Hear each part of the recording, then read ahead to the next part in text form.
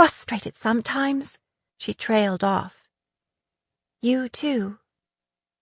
"Oh, well, thank you," Liz said. I appreciate your support. I didn't get to congratulate you personally on your engagement. You and Finn are so beautiful, so beautifully well matched." "Do you really think so?" From the expression on Juliana's face, it seemed she really cared what Liz thought. "The Queen has given her blessing, and Mama couldn't be more pleased. I didn't expect, well..." She hesitated, then rushed ahead. "Listen, I know this is probably the wrong time to ask it, but I've scarcely seen you since you returned to court. I know how busy you are, but it would mean so much to me if you would stand up with Finn and me at our wedding." Liz opened her mouth, and for once nothing came out. She'd been blindsided once again. How could she be so good at dodging arrows on the battlefield and such an easy target at court? When Liz said nothing, Juliana rushed on. "Finn and I talked about it, and he thinks it's a perfect idea. We both admire you so much, and we can't think of anyone else we'd rather share our day with." "Well, this is such a surprise. I don't know if I..." "You don't have to give me an answer now," Juliana said. "I know you have other things on your mind tonight. We don't even have a date yet, but we're thinking sooner rather than later. If you say yes, we will try to work around your schedule." Her cousin squeezed her arm. "You're the closest thing I have to a sister, so I hope you'll at least consider it." "Great," Liz said.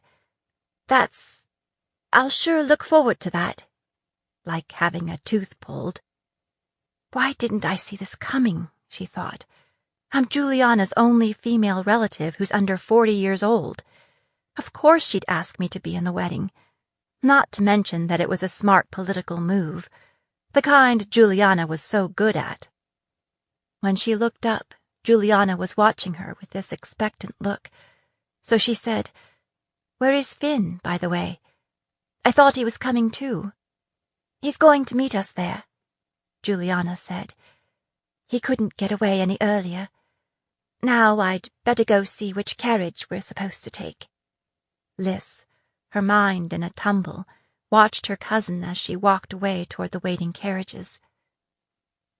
"Your Highness?" Liz turned to find Cam right behind her.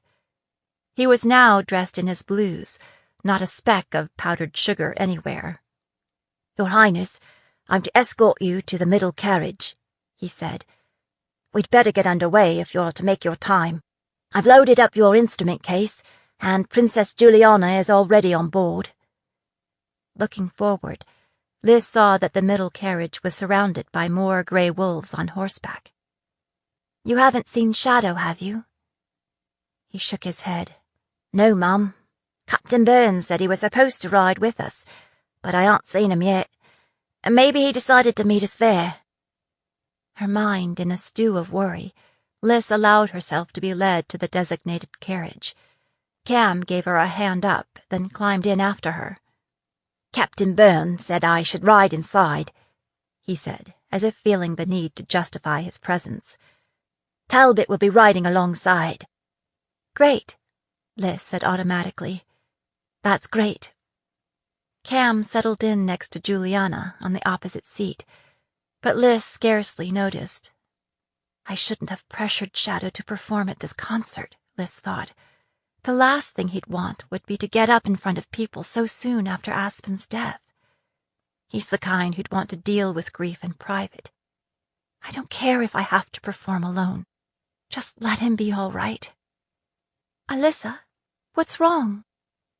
Liz looked up to meet her cousin's worried eyes and furrowed brow. "Nothing. Just trying to remember my..." Just then, the carriage rocked a little as someone climbed in. It was Shadow. "Hello, Meadowlark," Shadow said, claiming the empty space next to Liz and setting his basilka between his knees. He nodded to Cam and Juliana. "Sorry I'm late. I hope I haven't held you up." "Shadow!" Liz threw her arms around him. "Thank the Maker. I was beginning to think that you were coming straight from Demon Eye Camp." "I arrived a few hours ago. I thought I should wash the sweat off before I went to temple." He cocked his head. "Are you all right?" "Perfectly," Liz said. I just didn't want to be late. Will your father be here?" He nodded. "We came back together. We've been working on a project." Shadow was clad in leggings and boots, a talisman around his neck. Over top, he wore a fine deerskin morning coat, decorated with aspen trees. He looked Liz up and down, taking in her dress and hair. "Let's hope our music is more in harmony than our clothes," he said. "It will be," Liz said. She dug in her carry bag and pulled out her set list. "Now, let's make sure we're singing off the same sheet. What do you have?" Their duets were songs they'd been singing their whole lives. Shadow had brought 2 new compositions for his solo pieces, so he had been writing music while he was away. It was just like old times, heads together, arguing over music. In no time, they clattered over Southbridge and pulled up in front of the temple. Concert-goers, a mingle of the diverse peoples of the Fells, filled the entire street. Wizards and members of the Vale nobility descended from carriages, lighting up the square with their finery.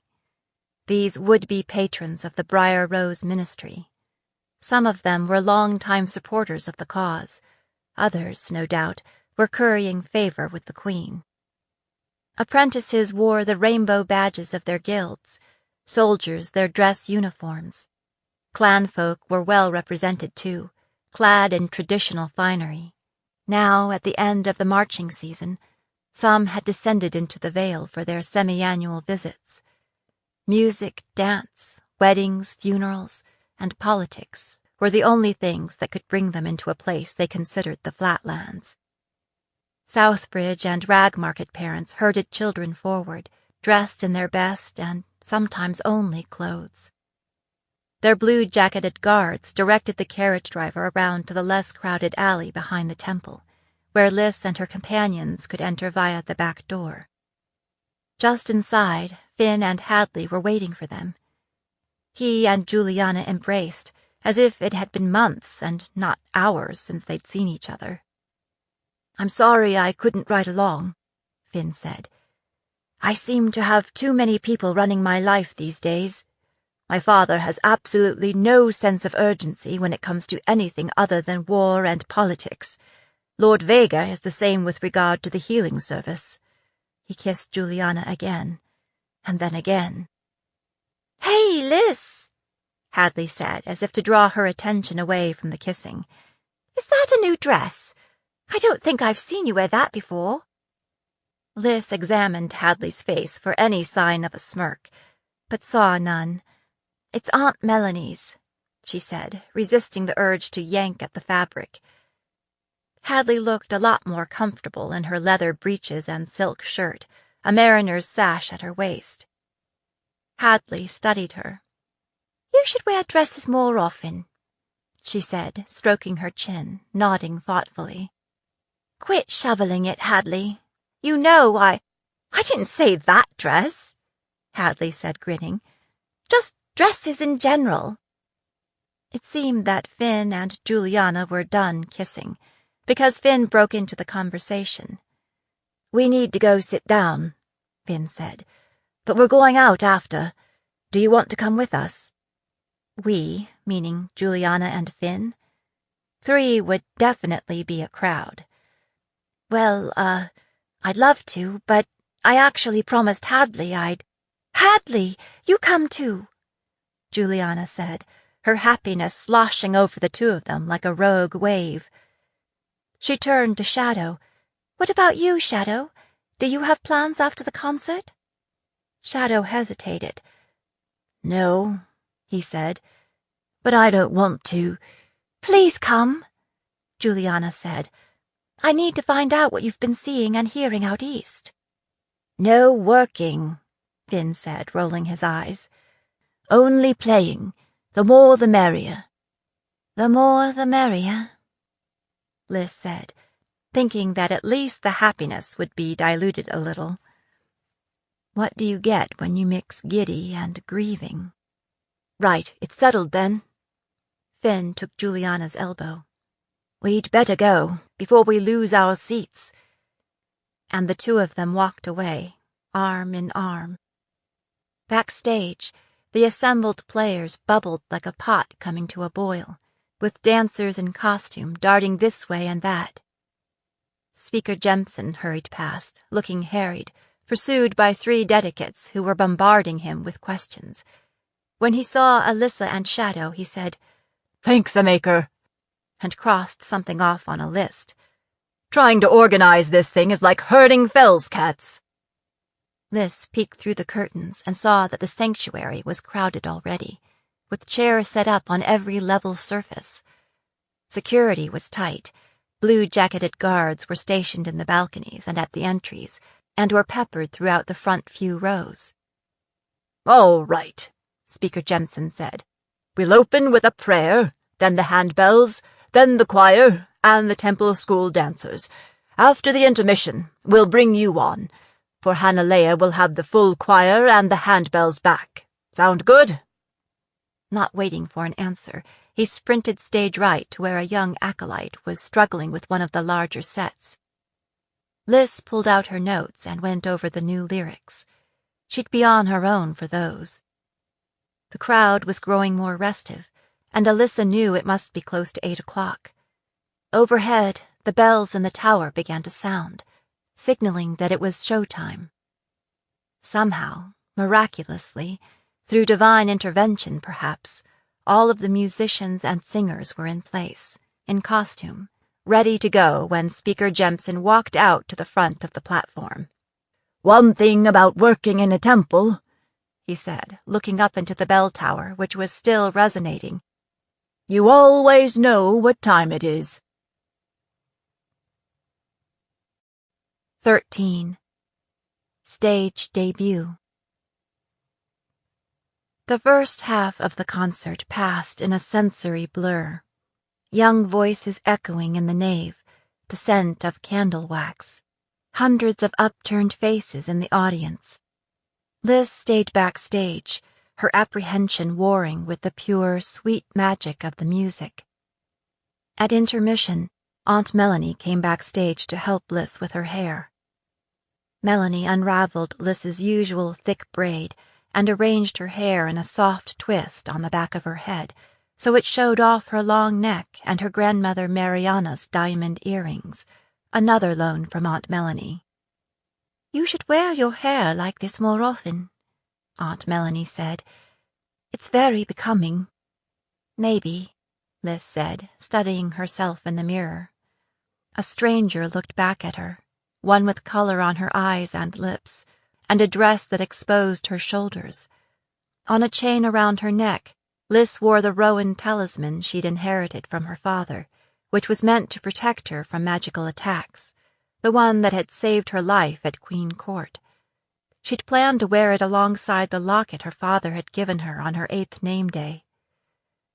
"You can put images of your sweethearts in there," he'd said, "stacked one on top of the other." I'm not my mother, Liz thought. One will do.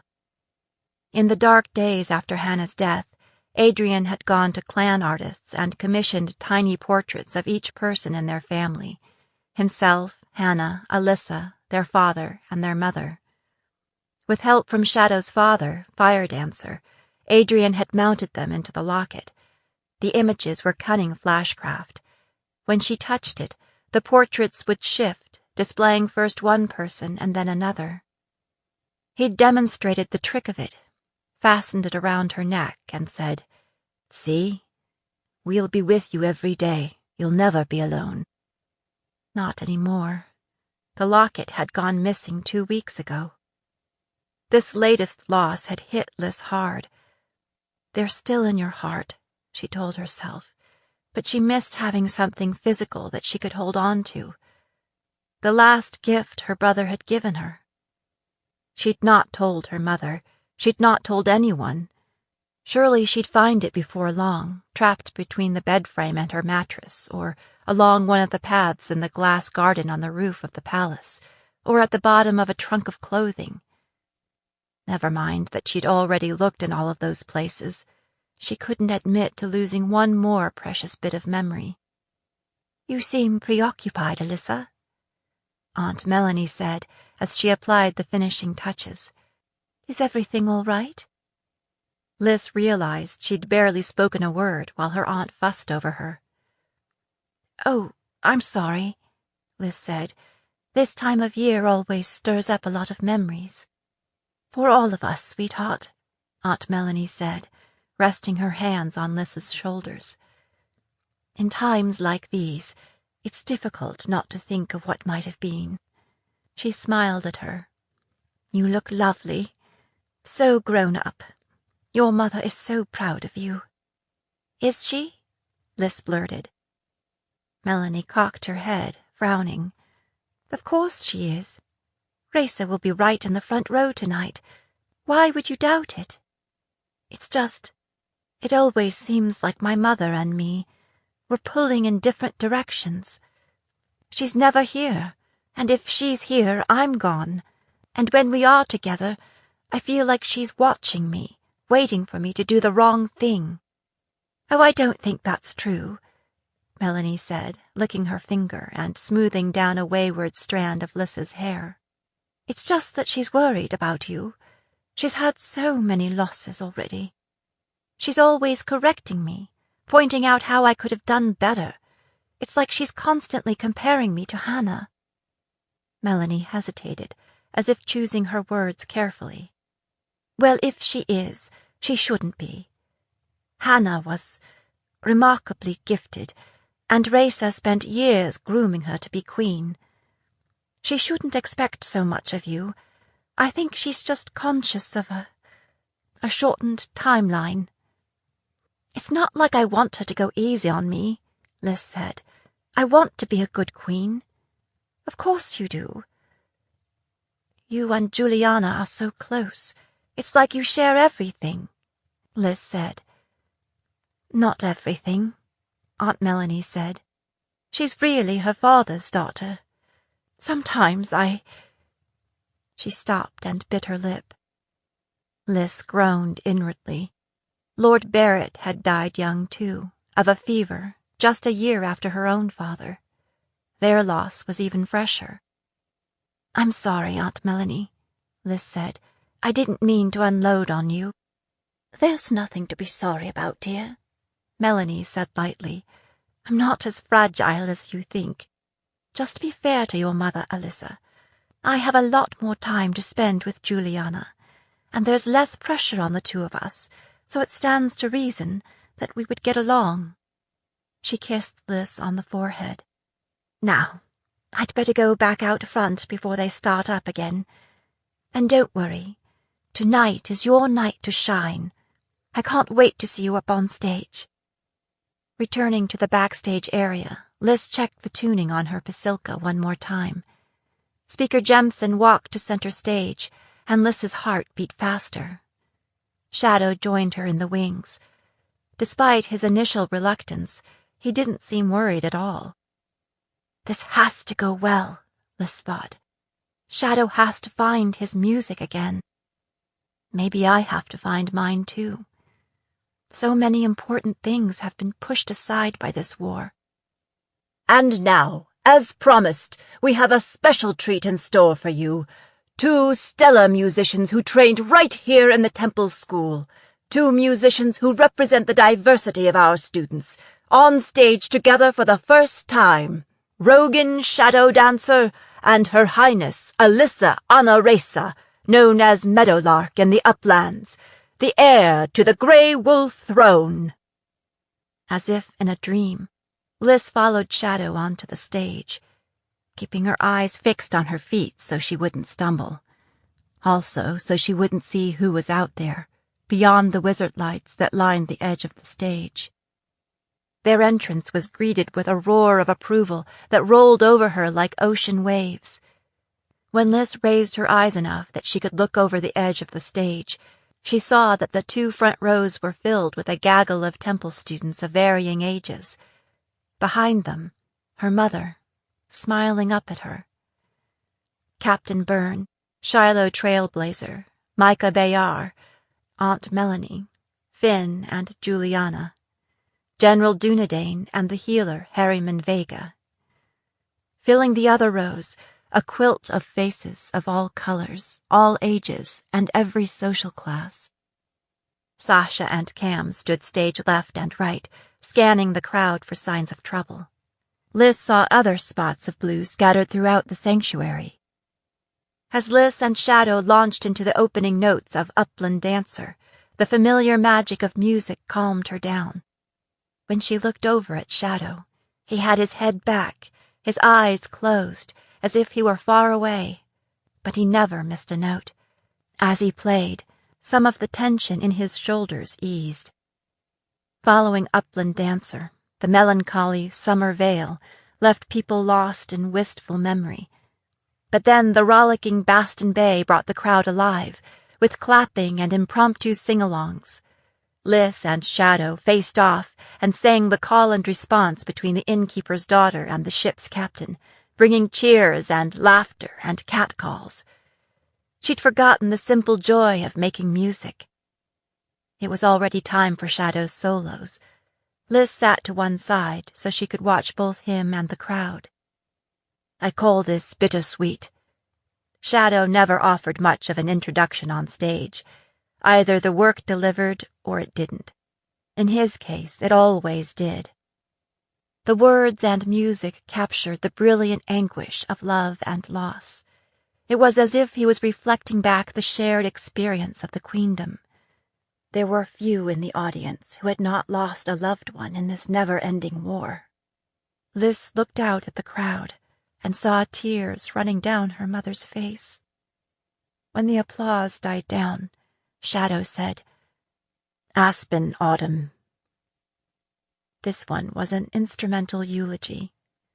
The sweet runs of notes calling to mind the glitter of golden aspen leaves in the wind. And then it was time for Liz to step out front. She stood resting the base of her instrument on the floor. It has been far too long since Shadow Dancer's music has been heard in the mountain home. I am humbled to be sharing a stage with him. Let's encourage him to keep writing and to keep sharing it with us. This was met with noisy enthusiasm. When it ebbed, Liz said, "My name is Alyssa Anna Reza, known as Meadowlark in the uplands. I am the second daughter of Reza Anna Mariana and Han Sulalger. I'm going to sing about love and war tonight. First, a song I wrote about people who had no business falling in love. It's called The Raven and the Rose." She slung the strap of her basilka over her shoulders, set her feet, and began to play. Trying to ignore the crowd in front of her, she kept her eyes on her fingers as they traveled over the strings. She'd written the song in the style of the timeless ballads sung by traveling minstrels, ballads that were easy to learn, that grew and changed as they passed from hand to hand. It was the story of the clever raven, Han Alistair, and how he found a home in the briar rose's heart, despite her many thorns. Liz had hesitated to write it, and then to share it, because she worried that she wasn't the best person to tell this story. Both because she wasn't good enough, and because it wasn't her story to tell. By the time she reached the last chorus, Shadow had joined in on the basilka, and everyone in the sanctuary was on their feet singing along with her. The song ended to thunderous applause and foot-stomping. Alyssa looked down to see her mother smiling, still dabbing at her eyes. And she wasn't the only one. It took a deal of time for the audience to settle enough for Liz to be heard over the ruckus. "I wrote this next song because sometimes love is not enough. Sometimes you have to take the fight to your enemy. It's called Children of the North." She began with a measure or two of wild upland notes, and then began to sing. We are children of the north, born among the trees. We will not take the collar, and we will not bend the knee. We will fight you in the winter snows, and in the summer mud, and the slopes of Hanalea will be watered with your blood.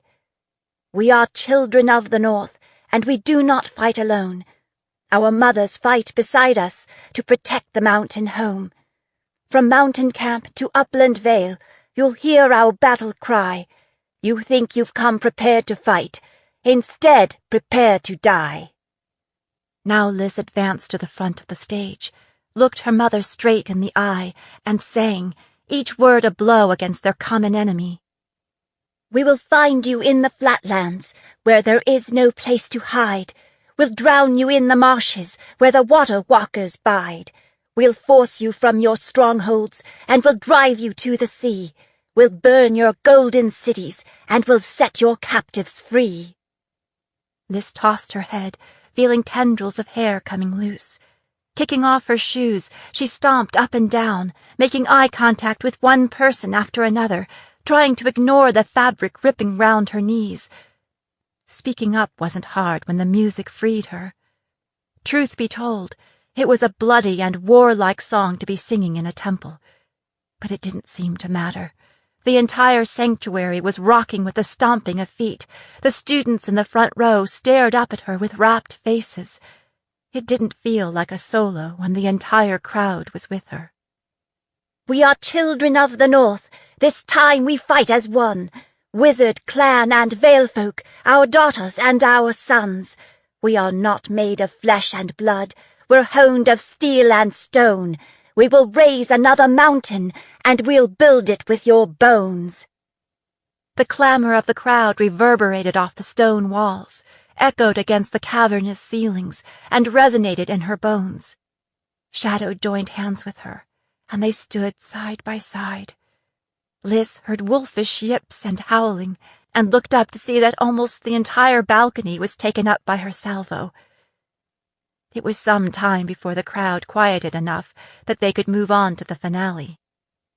It was Hanalea's Lament, a traditional ballad of the high country, sung by the full choir, with Shadow and Alyssa on Basilka. The audience stood again and sang along. Now tears were streaming down Alyssa's face, too, but she didn't care. This, she thought, this is what I've been trying to say all along. When the song was over, nobody seemed to want to leave, but all stood, arms joined, swaying, still singing the refrain, howling or shouting, "For the Queen! And for the Grey Wolf! And for the Staff and Flash!" That being the High Wizard's signia. After the concert, audience members crowded forward, most of them friends and family members of the performers. Liz ducked backstage to the small room where she'd left her change of clothes. She returned her basilka to its case, kicked off her mincy shoes, and shed her dress, sucking in her first unimpaired breath since before leaving the castle close. Gratefully, she pulled on her leather breeches, soft spun shirt, and morning coat, finishing with a pair of well-broken-in boots. Draping Aunt Melanie's dress over one arm, she picked up her instrument with the other. "Your Highness?" It was Sasha, just outside the door. "Do you need any help?" "Coming." When Liz emerged, Sasha said, "Well, you look more like yourself. Are you still planning to go out with Finn and the others?" Liz nodded. "I know you didn't plan on that originally, so I talked it over with Captain Byrne, and he's leaving you 5 more wolves as escorts. That'll be 6 of us, plus a wizard, 2 upland warriors, and a fierce Highlander captain. Think that's enough?" "That's enough," Liz said. "We'd better go before they leave without us." When Liz and Sasha descended from the stage, the crowd in the sanctuary had thinned considerably. Shadow stood by the first row of seats with his father, Fire Dancer, and Queen Raisa, Aunt Melanie, and Trailblazer. "Dancer!" Liz embraced him. "Thanks for coming." Dancer smiled at her. His face was lined with care, and his blue eyes had faded a little. But his smile was as brilliant as before. It's not often that so many of my old friends are all in one place." Shadow looked Lys up and down, taking in her transformation. "That didn't take long," he said, grinning. "Alyssa," her mother said, her cheeks pinked up with emotion, her eyes bright with tears. "I had no idea. I never imagined that you could. That was remarkable. I had forgotten what a pleasure it is to hear you sing and play." "Me too," Lys thought. "I'm so glad you came," she said. And then, cheeks burning, she added, "I hope you didn't feel like I meant to embarrass anyone by making a political statement up there." The Queen smiled. "Alyssa, we won't always agree, but when you speak, it is always worth hearing. I am so glad that I did not miss it." "Meadowlark," Trailblazer said. "Your anthem reminds me of a demon eye battle dance. It stirs the blood in the same way. Do not be surprised if you hear it echoing through the spirits this spring." Captain Byrne appeared, snow dusted over his shoulders and hair. "Well done, both of you," he said, smiling at Lys and Shadow. He turned to the Queen. "Your carriage is outside, Your Majesty." "Would you like to ride back with me and Aunt Melanie, Alyssa?" her mother asked. "Well, actually, I'm going out with some friends," Lys said. "We're celebrating Juliana's engagement." Suddenly aware that Aunt Melanie's dress was bundled under one arm, she added, "Thank you for the dress, Aunt Melanie." "Here, I'll take it," Aunt Melanie said, reaching for it. "It looks like your hands are full." Her mother came up on her toes and kissed Lys on the cheek. "I am so very proud of you, Alyssa." She paused. "Don't stay out too late. We have a breakfast meeting tomorrow, early." She hesitated, then couldn't seem to resist adding, "And be careful. It's the dark season, and the wolves are running." "I will, Mama." Lys might ride howling into battle elsewhere in the queendom, but here in the capital she was her mother's 15-year-old daughter. The adults moved on, through the temple doors and into the street. "Your entourage is outside, Meadowlark," Shadow said. "Hadley mentioned something about filthy sea shanties. She said we should bring our basilkas." By the time they emerged from the temple, the crowd was nearly gone, and only 2 or 3 carriages remained lined up across the street.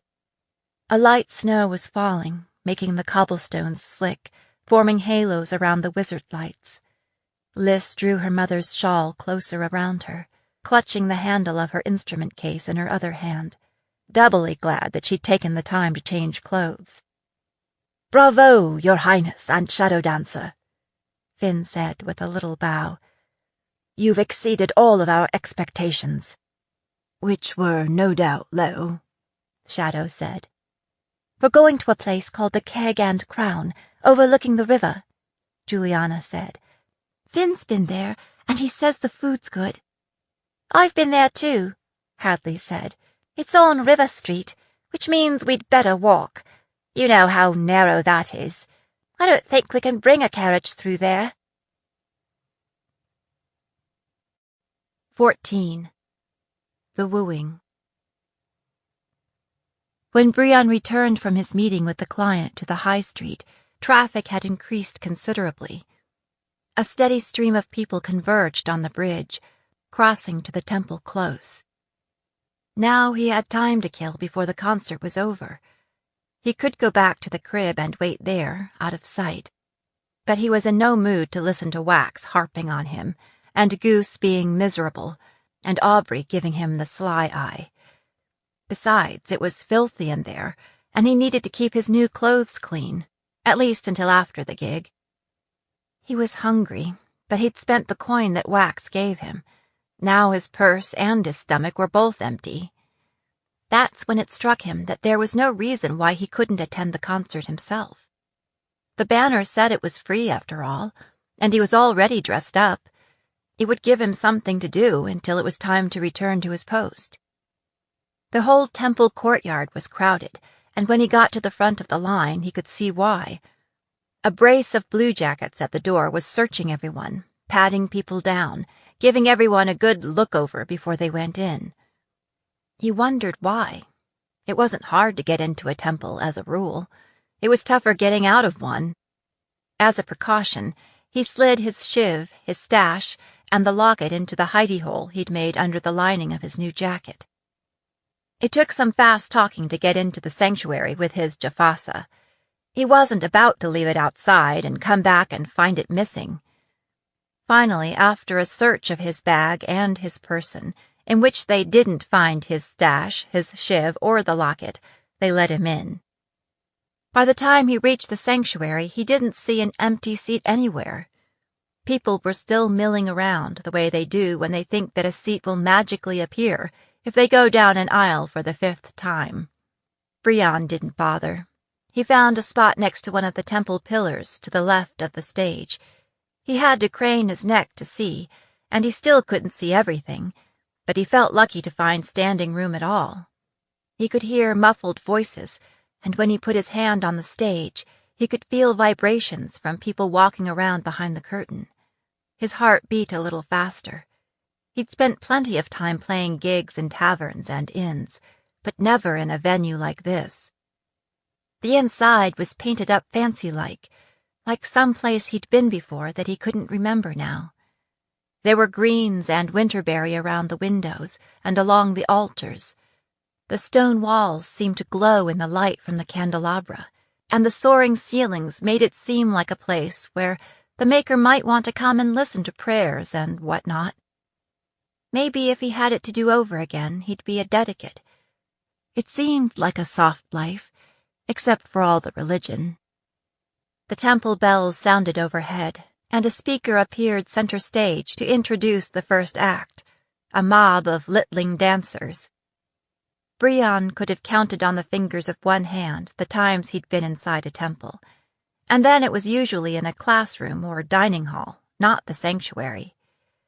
He half expected someone to boot him out, but people scarcely seemed to notice him, intent as they were on the action at the front of the hall. It was nearly all music and dance, no jugglers or tellers of tales. He couldn't see the dancers so well from an angle, but he could hear well enough. The talent was variable, but enthusiastic at least, and some of the music was the best he'd ever heard. Nobody played the jafasa, of course. He seemed to have that market cornered. The final act was a cove and a girlie, both playing basilkas. The cove looked to be a southern islander, but he was dressed in Copperhead style, with his hair done up like one of their warriors. The girlie was big-boned, blonde, and nervous-looking. They looked like they'd been matched up in the dark. The songs were standards, their harmonies rough, but nothing a little more practice couldn't fix. Brian was so caught up that they were halfway through their set when he realized it was time to go. As he began working his way to the back, the haunting notes from a basilka followed him up the aisle, and he had to stop halfway to the back and turn to see who was playing like that. It was the cove half of the duet, soloing on the basilka. Brian hadn't heard the song before, but it caught hold of his heart just the same. Brian stood and watched the uplander through another song. Then that player stepped back, and the girlie stepped forward. She was as long-legged as a colt, and she looked about as comfortable in her slinky gown as Brian was in his new finery. Her hair was a tawny color between brown and blonde, like wet sand or pale ale, and the way it was piled up on her head made her neck look even longer. The audience either knew her or they wanted her to feel at home, because they all came to their feet and roared a welcome that shook the dust from the rafters. What would it be like to get a greeting like that before you even began to play? She straightened her shoulders, lifted her chin, and said, "My name is Alyssa Anna Reza, known as Meadowlark in the uplands. I am the second daughter of Reza Anna Mariana and Han Sul Alger." The crowd roared again, even louder. This stork of a girlie had a shitload of names that seemed to ping in his memory. Where had he heard them before? I'm going to sing about love and war tonight. First, a song I wrote about people who had no business falling in love. It's called The Raven and the Rose. Her voice wasn't as good as Brion's, and her playing was unskilled next to her companion's, but it was her words that caught his ear. The song was a love ballad, and the lyrics were like nothing he'd heard before. Raw and honest, simple and yet true. They told a story of star-crossed lovers who changed the world to make it a place where they could be together. Brion was cynical about lovers and love songs, but this one put him down on his back with an arrow in his heart. When it was done, the temple exploded in applause. Brion stood like an island with people crying all around him and embracing each other like it was a story they'd all had a part in. The girl, Alyssa, Anna, whatever, stood on the stage, gripping her basilka, spots of color on her cheeks, until the frenzy died down a little. Then she said in a low, growly voice, I wrote this next song because sometimes love is not enough. Sometimes you have to take the fight to your enemy. The song was called Children of the North, and it was a battle cry. She sang it in a fierce, proud voice. The melody was catchy, and the chorus easy to remember, and soon Brion was singing along with the rest of the audience, like it was his story too, like he belonged here. But he knew he didn't. Brion knew there was a war going on. There was always a war going on, but it was a war between blue bloods. His goal was to keep from getting ganged onto a ship or pressed into the army. Now, hearing this song, he was having trouble remembering why it had been so important to survive. When the song was finished, the room erupted with cheers and applause. Brion felt like a faker, given the sort of life he led. For years, his world hadn't extended farther than a nasty tangle of waterfront streets. It had been forever since he'd looked beyond his next gig, his next meal, or his next hit of leaf. He was always pretending to be someone he wasn't, whatever it took to please the client. He claimed he wasn't a fancy, but he was just putting on airs. A fancy made a more honest living than he did. Brion lowered his head and bulled his way to the back of the temple. He slunk past the bluejackets at the door and out into the cold night. Behind him, he heard the singing begin again, this time a faintly familiar upland ballad. He felt low and wretched, and he knew what would make him feel better. He left the temple close and crossed the river to the rag market side. Instead of going directly to his assigned position, he turned right, following the river until he could cut down a street farther on. Huddling in the doorway of a closed shop, he dug out the precious sack of leaf and shook a little into his pipe. He stepped back out onto the street, reached high, and lit the pipe from the wizard flame in the lantern overhead. The more he smoked, the more he realized that he'd been right all along. It didn't much matter to him who was in charge. His life wouldn't change either way. His life was a whole series of todays with no guarantee of tomorrow. A few minutes later, he was on his way back toward the bridge, the magic of leaf rocketing into his fingers and toes, ready to step out of his tawdry skin and into his role. The concert must have ended while he was otherwise engaged. People streamed past him, mostly families that had walked in from the surrounding neighborhoods. People were buzzing about the music and the dancing and how amazing it all was. Some of the children were in costume, so they must have been up on stage themselves. Brion set a cup on the ground in front of him, seating it with a few steelies, then leaned against a building, his foot propped against the stone wall, his jafasa resting comfortably on his knee. Lost in a pleasant euphoria, he adjusted the tuning, the people around him a smear of color and movement. He ran over the set list in his head, one love song after another. Digging into his pocket, he pulled out the girlie's pendant and dropped the chain over his head, sliding the locket under his fine linen shirt so that it rested on his bare chest. How long had it been since she'd worn this?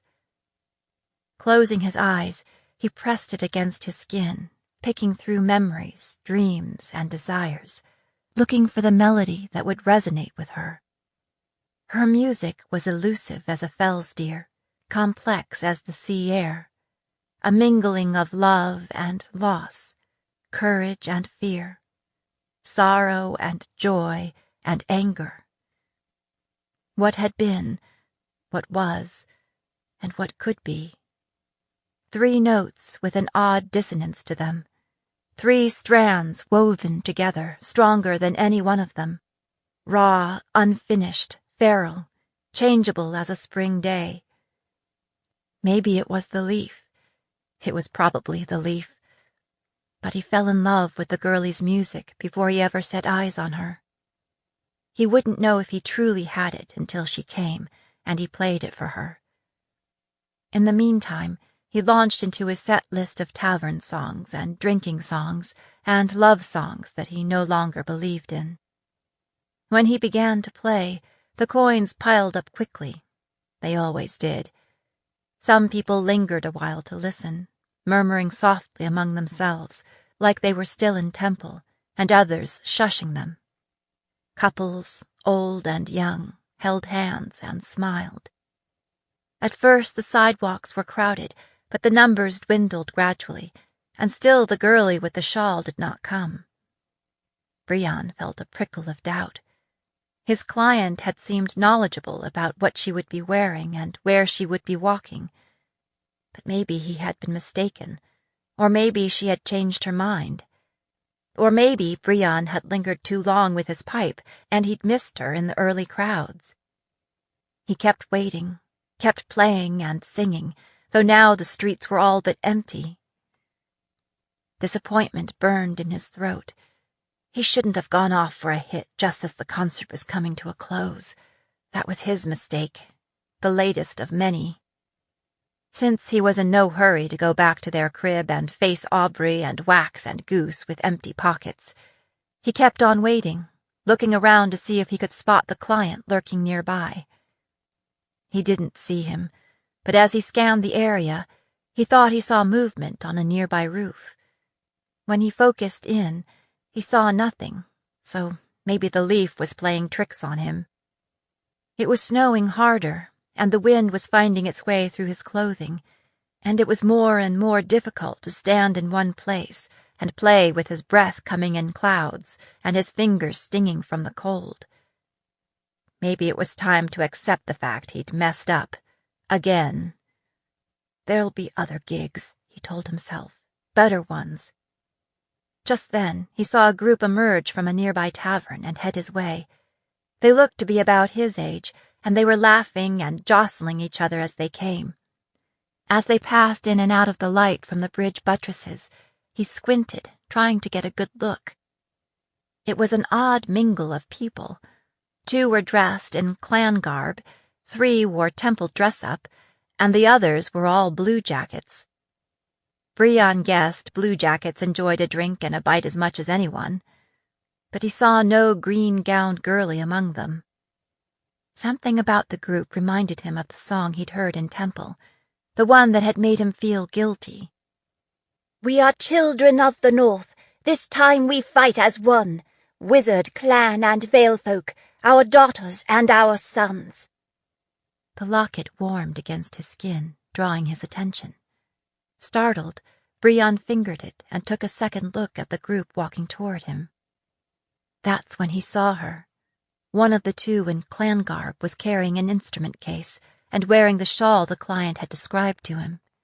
She was tall, but she had the shawl up over her head, so he couldn't make out her hair color. He felt the magic buzz through him like Stingo, connecting the locket and the girlie on her way to him. This, then, was his target. Here, then, was his opportunity to make a new start. He straightened, took a deep breath, found the chords he'd chosen, and launched into her song. 15. Rag Market Encore. The keg and crown was cozy, with a warm hearth surrounded by wintergreens. Liz pulled the pins from her carefully arranged hair and shook her head, letting her hair fall around her shoulders. That seemed to fit the keg and crown better than Aunt Melanie's twist, as did her leathers. They toasted Finn and Juliana's betrothal, and this time Liz was able to make a gracious show of it by playing and singing Lily of the Vale, a traditional love ballad. At the end, Sasha raised a silent toast to Liz, looking at her over the rim of her tankard. Liz and Shadow played the pasilka, and Hadley sang sailors' songs that were indeed so filthy that the entire tavern stared at first, then joined in.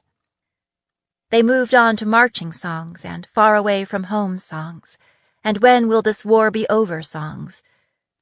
Every so often, they would bang their cups on the table, forcing a kiss from the betrothed couple, who seemed all too willing to comply.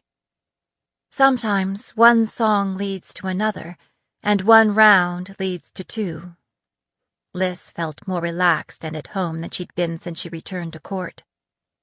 That was when the bonging of the Southbridge temple bell across the river reminded her of how late it was. "I have to go," she said, tossing down her napkin. "I never meant to stay this long. I have a meeting at an ungodly hour." "I'm in that same meeting," Juliana said, pushing back her chair. "We'll all go." Liz shook her head. No, stay. I'll take Sasha and Cam and the rest of my grey wolves with me.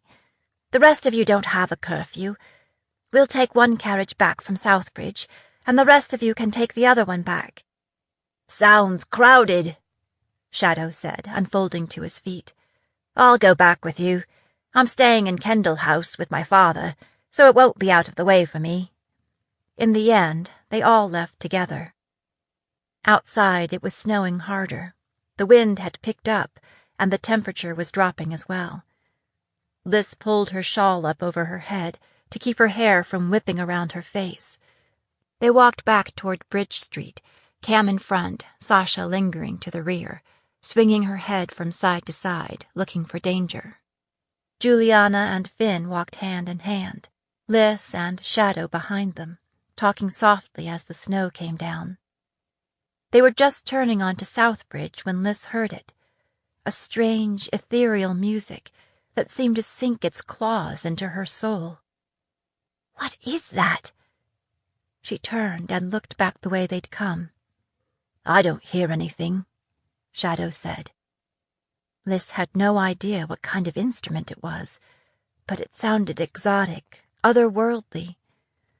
The voice of it was high and clear and pure as the Dern water, the kind of melody that ensnares the heart on a first hearing, gets the feet moving and never lets go. "I'll be right back," she said, and took off running, her instrument case banging against her hip. "Meadowlark, wait!" Shadow called, half laughing. "You're going the wrong way!" The musician stood on a street corner where Southbridge met the quay, playing a stringed instrument she didn't recognize. He was a slight figure, muffled in a thick cloak, the hood pulled close around his face. A busker, it must be, hoping to take advantage of the crowds of music lovers leaving the concert. But there were no crowds now, only Liz. "Liz? Hey, Liz, where are you going?" Now it was Sasha calling after her. Liz turned back toward the others, spotting them partway across the bridge. Then they disappeared as tendrils of darkness snaked toward her, wrapping around her like a shroud, shutting the rest of the world out. She could hear nothing, see nothing. The shadows filled her mind, so there was only Liz, the otherworldly music, and the musician. Liz couldn't help herself. It was as if the music was tethered to her heart, drawing her forward at a stumbling trot. The busker lifted his head to look at her, and she could see his eyes glittering within the cowl of the cloak, his breath pluming out in the cold. He flinched back, as if surprised, as if she was not at all what he expected. But then, as she drew closer, he seemed to gather himself. He skipped backward along the riverbank, never missing a note, moving as lightly as a fell steer. Though he was moving backward, and she forward, it was all she could do to keep up. "Sir," she said, digging in her purse for a handful of coins, "what's that you're playing? I've never heard anything like it." He kept retreating, and she followed, her surroundings a soft smudge of shadow, so that she wasn't entirely sure where she was. It seemed unimportant next to her desire to follow the music to its source. He was teasing her with his music, like the piper in stories. It was as intoxicating as blue ruin. It tugged at her, drawing her on. It was full of promises that she wanted him to keep, promises meant only for her. "He knows me. He understands. If I keep listening, I'll understand too." As they moved down the riverbank, the wind blowing down the river caught his hood, and it fell back, displaying a face like that of one of the young gods in the temples, the skin marble pale, stretched over bone. His hair was the color of upland honey, a deep, rich brown, threaded with streaks of red and gold. He smiled, his eyes alive with mischief, as he beckoned her on. He reminded Liz of one of the fairy folk in stories that lured the unwary into trysts in the high glens, encounters that left a person forever dissatisfied with human lovers. The busker's head came up, as if he'd heard something. As he looked past her, toward the river, the music dwindled, nearly stopped. The shadows thinned, and Liz could hear a commotion behind her, the sounds of fighting, shouts of alarm, the twang of bows, and the clamor of weapons. Liz turned and took a step back toward Bridge Street. But the music started up again, faster than before, frenetic, taking hold of her again, sweeping her away.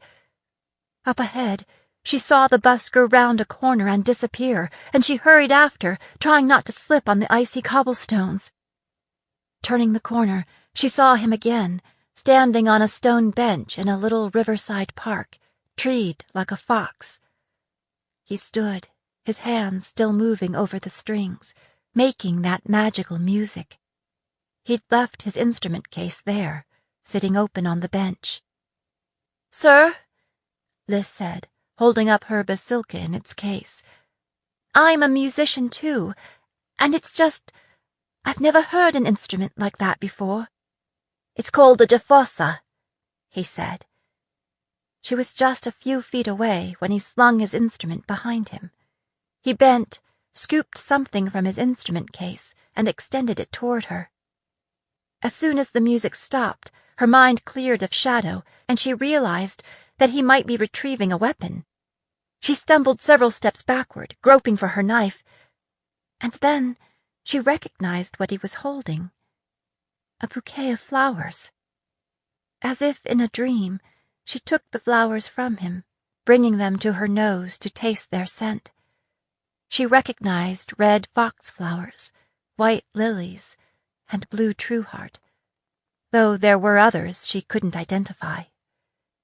She was momentarily distracted by an echo of memory, the sense that she'd seen them somewhere before. "Were you the one I saw on stage?" he said. When she stared at him, he added impatiently, "Were you the one that sang the song about the northern children?"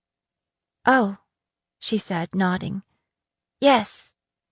"Your performance was brilliant," he said, getting off an awkward bow. "You were there?" "I was there. It was honest, and honesty is hard to find these days." Then he went back to playing, eyes closed, head tilted back, lips slightly parted, as if the music flowed from some well of magic deep within. "I might as well be honest," Liz said, "because I'm not very good at lying." When he heard her speak, he opened his eyes and smiled. "I know. he said. Then he looked over her shoulder. His eyes went wide, and the music died abruptly. Otherwise she might not have heard the thud of boots on cobblestones, and more shouting behind her. "Look out, Liz!" It sounded like Sasha from too far away. The busker stood as if frozen, ashen pale, shaking his head, until Liz heard a familiar thwack. It sounded for all the world like a... The busker leapt from the bench, slamming her flat onto the cobblestones, sending her basilka flying. He raised his instrument like a shield, and another bolt thudded into the soundboard, sending showers of splinters over her face. Then suddenly, Cam was there, grabbing the busker by the scruff of the neck, ripping him off her and tossing him aside. He shielded her with his body, pushing her toward a low stone wall along the riverwalk that would provide a bit of shelter. A bolt sang past Liz's ear, splashing into the river. And then Cam's body shuddered, and he stumbled. "Cam?" They staggered forward a few more steps. He pushed her down behind the wall and collapsed beside her. "You're hit!" "Yes, ma'am," he gasped. Liz ran her hand over his uniform tunic until she found the crossbow bolt embedded in his right lower back. He hadn't lost much blood, but she had to get him to a healer.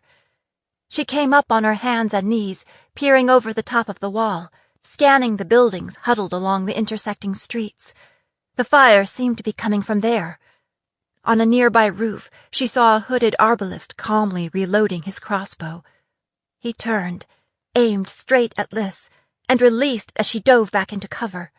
The bolt whined over her head like an angry insect. "It's me they're after," she thought, her mind beginning to clear from the enchantment of the music. The busker had disappeared, but the bolts were still coming, sending chips of stone flying, so there must be more than one. "Heads up, ma'am," Cam said, groping desperately for a weapon. Liz turned. Another assassin was coming at her from the river, a blade glittering in his hand. She was cornered, with no place to go. He'd be on top of her before she could reach the knife in her boot. She tried to push to her feet, but her boots slid on the icy ground and she fell back, hitting her head hard on the wall. As the assassin lunged at her, she was conscious of Cam rolling so he was half on top of her. The assassin landed hard, with an odd grunt, and then blood gushed over her and Cam both. Liz saw a blood-smeared blade protruding from the rusher's back. Cam had found his sword. Only now he appeared to have passed out. She heard running feet and a shout. "For the Grey Wolf! For the Queen in the North!" It was Sasha. But there were more blade men incoming. They were like demons erupting out of the ground. Liz squirmed out from under Cam, groped blindly and found the handle of her instrument case. Desperately, she swung the case at the leading blade man. It smashed into his face with all the force she could summon, slamming him onto his back, the dagger in his hand pinwheeling into the street. She slid her hand into her boot as he rolled to his feet and lunged toward her. He barreled into her, and they both fell to the ground, with the assassin on top, his hands wrapped around Liz's throat. His body flinched as multiple bolts struck him, but he kept hold. His fingers didn't loosen until Liz's shiv transfixed his throat and blood spilled over her leathers. "I'm glad I changed out of Aunt Melanie's dress," she thought woozily. Liz pushed the dead weight of his body off her as more bolts clattered against the courtyard stone. She swung her basilka up, sheltering under it like an umbrella, feeling it shiver as missile after missile struck it, some boring through the soundboard and pricking out the back. She heard running footsteps, and the street lit up as Hadley raked the rooftops with bolts of wizard flame, clearing them of snow and archers. The bolts quit coming, for the time being anyway, and then Shadow was beside her, shielding her with his body until she was engulfed in a sea of blue uniforms. Finn flamed the riverside, clearing off any remaining assassins. Sasha was still clearing the street. "Are you able to walk, Meadowlark?" Shadow said, one arm wrapped around her, his face bleak with worry. "Me? I'm fine. We need to—" "You're covered in blood," he said gently. "It's not mine." she said, twisting so she could look around. Where's Juliana? I sent her on to the temple, Sasha said, suddenly at her side. Let's go. Bring Staunton, Liz said, planting her feet and pointing to where he lay, still and silent, next to the wall. Shadow knelt next to Cam, pressing his fingers against his pulse points. Meadowlark, he said. I don't know if he... Bring him, Liz growled. I'm not going anywhere without him. Shadow scooped him up, and they swarmed toward the bridge, Hadley and Finn providing cover, Liz in the center of what remained of her guard. They had to pick their way around bodies at the rag market end of the bridge.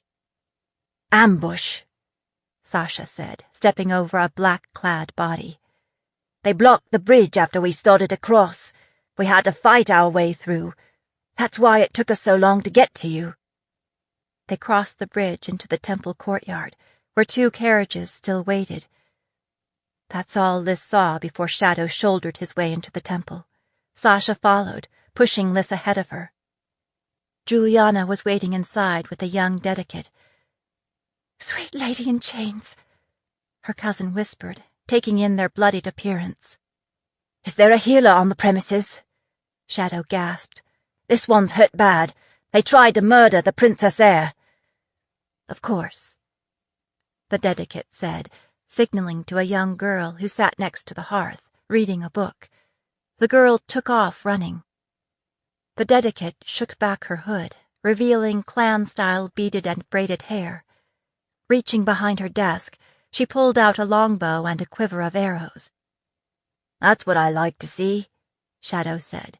A faith with teeth. Carry the boy into the sanctuary, the dedicate said. I'll go upstairs and cover the door, in case anyone tries to get in. She ran lightly up the stairs. As Liz turned to follow Shadow, she all but ran into Juliana. Her cousin's eyes were red from crying, her lashes clumped together with tears. She stared at Liz's blood-soaked clothing, looking as if she might faint dead away. Alyssa, she whispered, her voice breaking. What have they done to you? They've pissed me off is what they've done, Liz said, brushing past her. Shadow deposited Cam face down on a wide stone bench. Liz knelt next to him, slicing his uniform tunic away from the wound. The bolt was all but buried, with only a small bit protruding from his flesh. His skin was icy cold around the wound, and seemed to be getting colder. His pulse was faint and flickering. Where's the rest of the wolves? Liz asked, looking around. Was anyone else hurt? There's one more dead, Shadow said. Who? Carew. The rest are hunting down the obelisks. Hadley and Finn are still out, and we've called in reinforcements from the Southbridge garrison house. I'm going back out, too.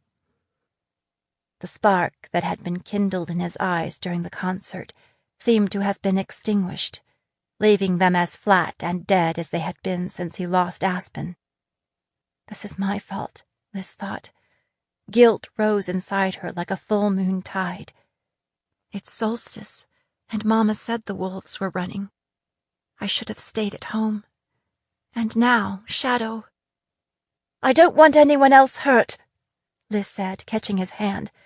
Can we call them back until we know what's what? Shadow gently pulled free. If we don't catch them now, they may disappear for good. This is the golden hour, before they have time to go to ground. His eyes met hers, held. Don't worry. I'll be careful. And then he was gone.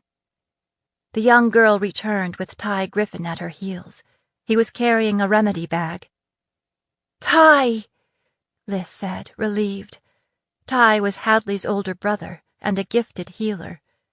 When Lord Vega wouldn't allow Adrian to work in the healing halls, Ty had taken him on as a kind of unofficial assistant. Adrian always said that Ty was the most skilled healer in Lord Vega's service, including Lord Vega. Ty spent little time in the capital these days. Liz hadn't seen him in more than a year. He traveled all over the queendom, wherever the fighting was fiercest. Ty looked Liz up and down, taking in her blood-smeared clothing. "Where are you?" "It's somebody else's," Liz said. She pointed to Cam. "He's the patient. He took a crossbow bolt in the back." Ty glanced at Cam, then back at her. "You're sure you're not wounded? Even a scratch?" Liz's head was throbbing, and she could feel a major lump where it had hit the wall, but it could wait. "I'm all right. See to him first." As Ty examined Cam, Liz stroked the blood-matted hair away from Cam's forehead. He didn't respond at all. "This is someone you know?" Ty asked. "He's in my personal guard. He's been with me on the battlefields all summer without a scratch, and then he comes home and this happens." "What's his name?" "Cam Staunton." "Could we get some blankets over here?" Ty called to the young acolyte. She brought over an armload, and Liz put one under Cam's head and one over his hips and legs. "How long has it been since he was wounded?" Ty asked. "It's probably coming up on an hour since he was hit," Liz said. Ty's lips tightened. "Have you had a look at the bolts they used?" "There are probably some out there," Liz said. "I could send someone to—" "I don't think it will change the treatment plan," Ty said. He pressed one hand against the skin around the wound, gripped his amulet with the other, and closed his eyes, concentrating. Then he moved his hand to Cam's upper back, then to his forehead, as if he was counting up the damage. He sighed, sitting back on his heels.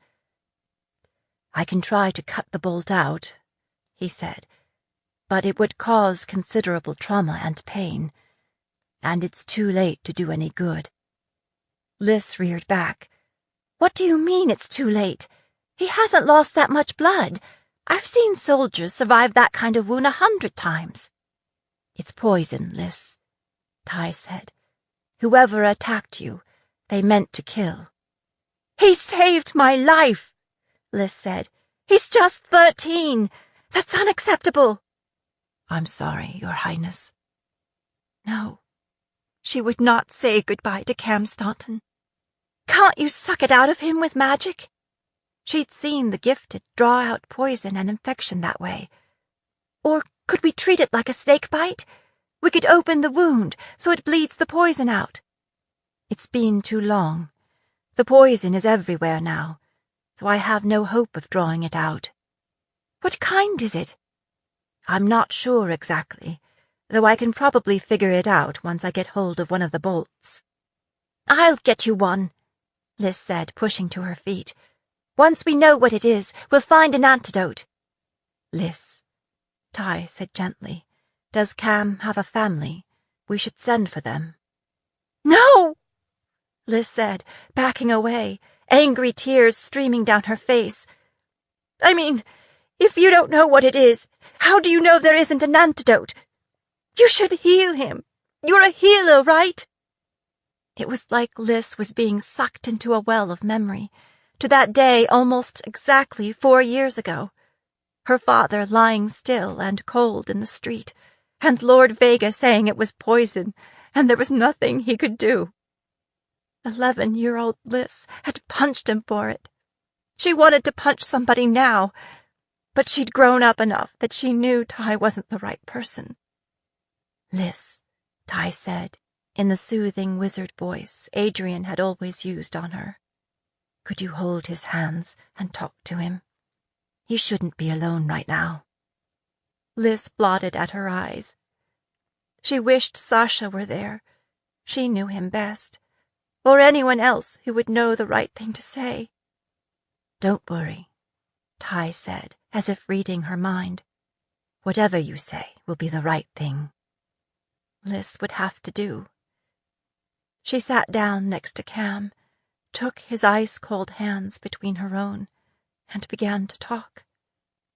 And she talked, rambling on about everything and nothing, recalling the summer's battles and memories from camp, stories about his mother and pranks the two of them had played on Sasha.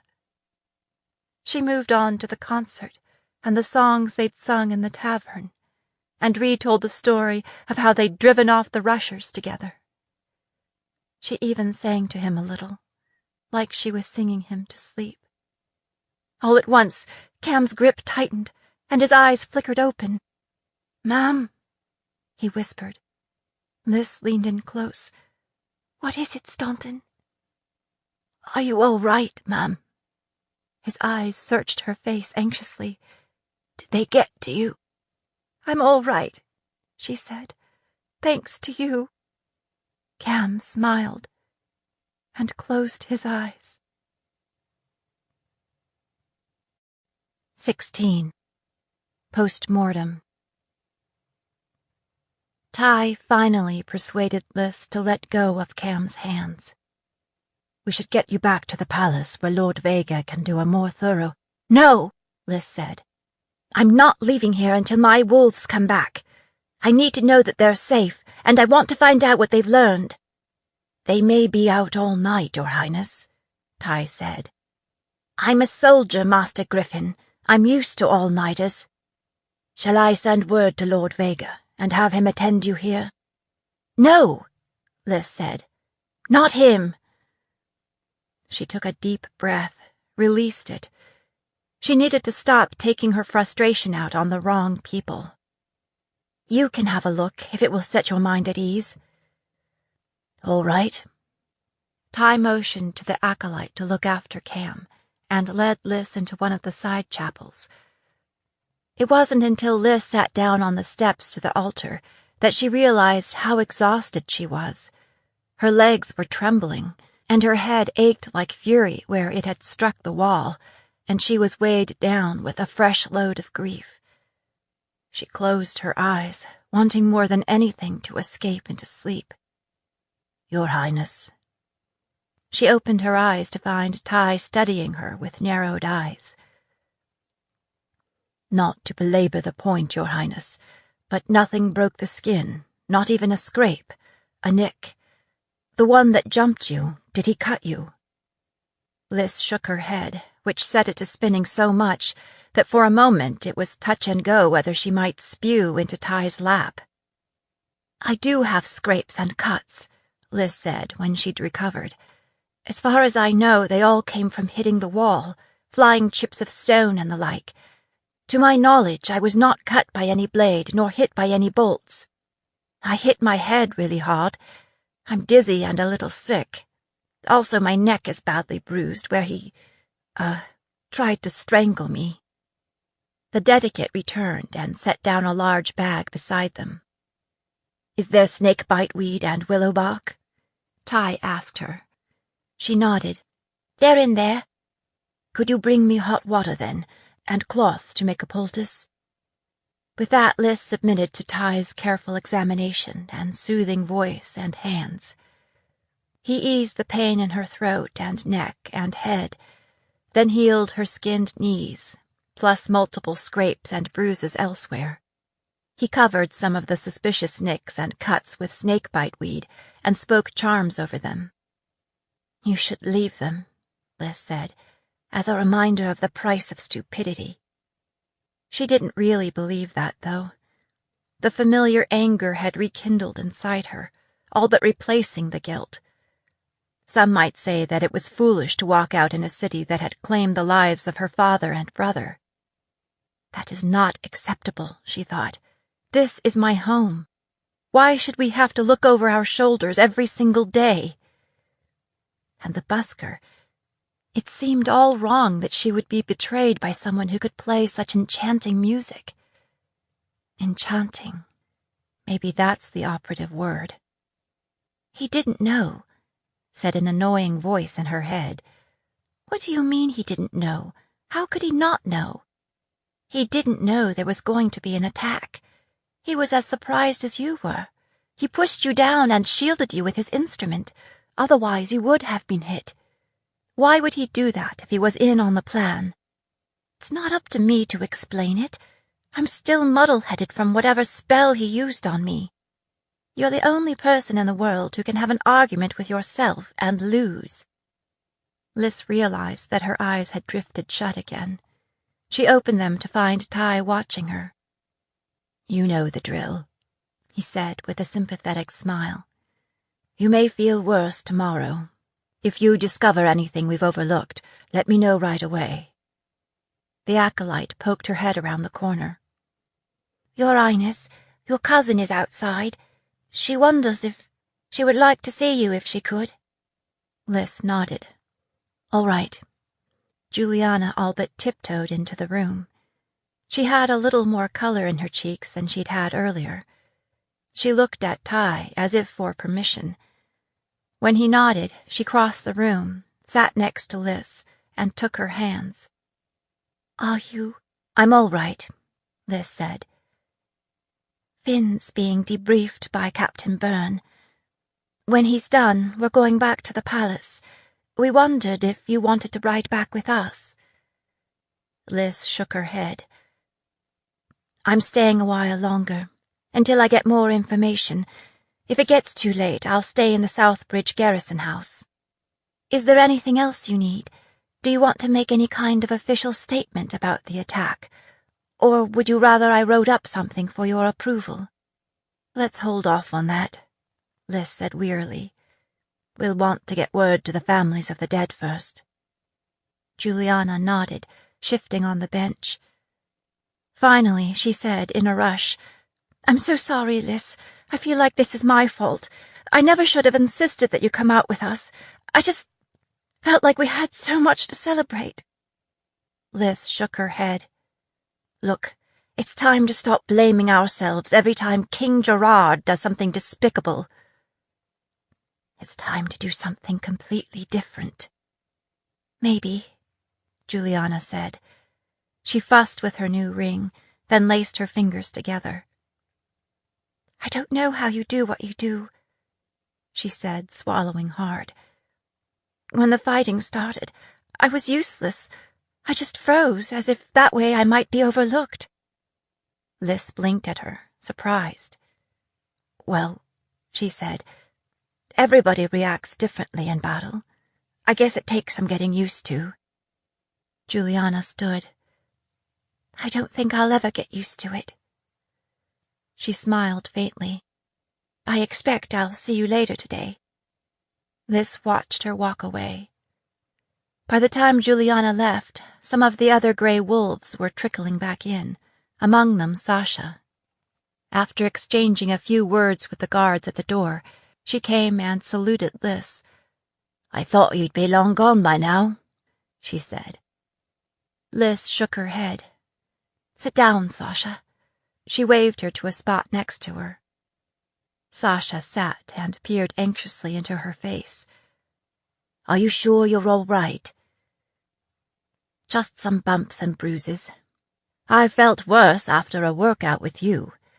I didn't want to leave without getting an update." Lys paused. "You heard about Cam and Carew?" Sasha nodded.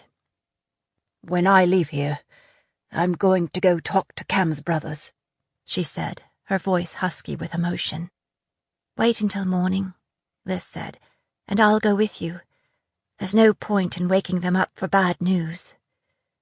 "All right," Sasha said. Pulling out a handkerchief, she blew her nose. "So, what have you found out?" "Unfortunately, we don't have anyone to question. Not yet. We've got 3 dead ones." "What about the busker? Did you find him?" If he really wasn't in on the plot, maybe he'd be willing to give up those who had hired him. "No, but we'll find him. I've sent word up to Captain Byrne for reinforcements, so we can do a thorough search of Ragmarket and Southbridge. I'll go back out in the meantime." "Was there anything on the dead ones that might give us a lead? Like a promissory note from King Gerard, or a sack of Ardenine silver?" "Their pockets were empty," Sasha said. "They were dressed like your usual street rushers. They used crossbows, and those are more common in the south, but they're also good for them who haven't much skill with a bow. Laurent did death mask sketches of them, and we'll show them all around town and see if anyone recognizes them. But it would do us the most good to catch us a live one." She paused. So what I want to know is, did you get a good look at any of them?" "Well, probably the musician is the only one," Liz said. "The others rushed in, and they were shooting, and—" "The musician. Had you ever seen him before?" She shook her head. "I don't think so." "Never. I would have remembered." "Could you give me a description I can hand off to the wolves?" He looked hungry, as if it had been forever since he'd been fed. No. He looked like a wood nymph or a young god. No. He was the most enchanting boy I've ever seen. No. He was about our age, Liz said, if I had to guess. He was thin, and his eyes— Well, you know how the ocean changes colour from grey to green when the sunlight hits it? So his eyes were kind of hazel, Sasha said. Liz nodded, though that was a drab kind of description. Kind of. His hair was mingled gold and red and brown, like aspen, oak, and maple leaves in autumn, or flames burning low on the hearth. Her voice trailed off. Sasha was taking notes, and now she looked up inquiringly. So his hair was streaky brown? She was no poet. Right. That's all. And he was well dressed. Fine wool cloak, leather boots, velvet jacket. Sasha took that down too. What was that instrument he was playing? Did you recognize it? Liz shook her head. I've never seen or heard anything like it. He said it was called a jafasa. Jafasa, Sasha repeated. How do you spell that? I have no idea, Liz said. But the music got into my head, like it was written for me. It was like, when he played, everything else was in shadow. Nothing else existed. Huh, Sasha said.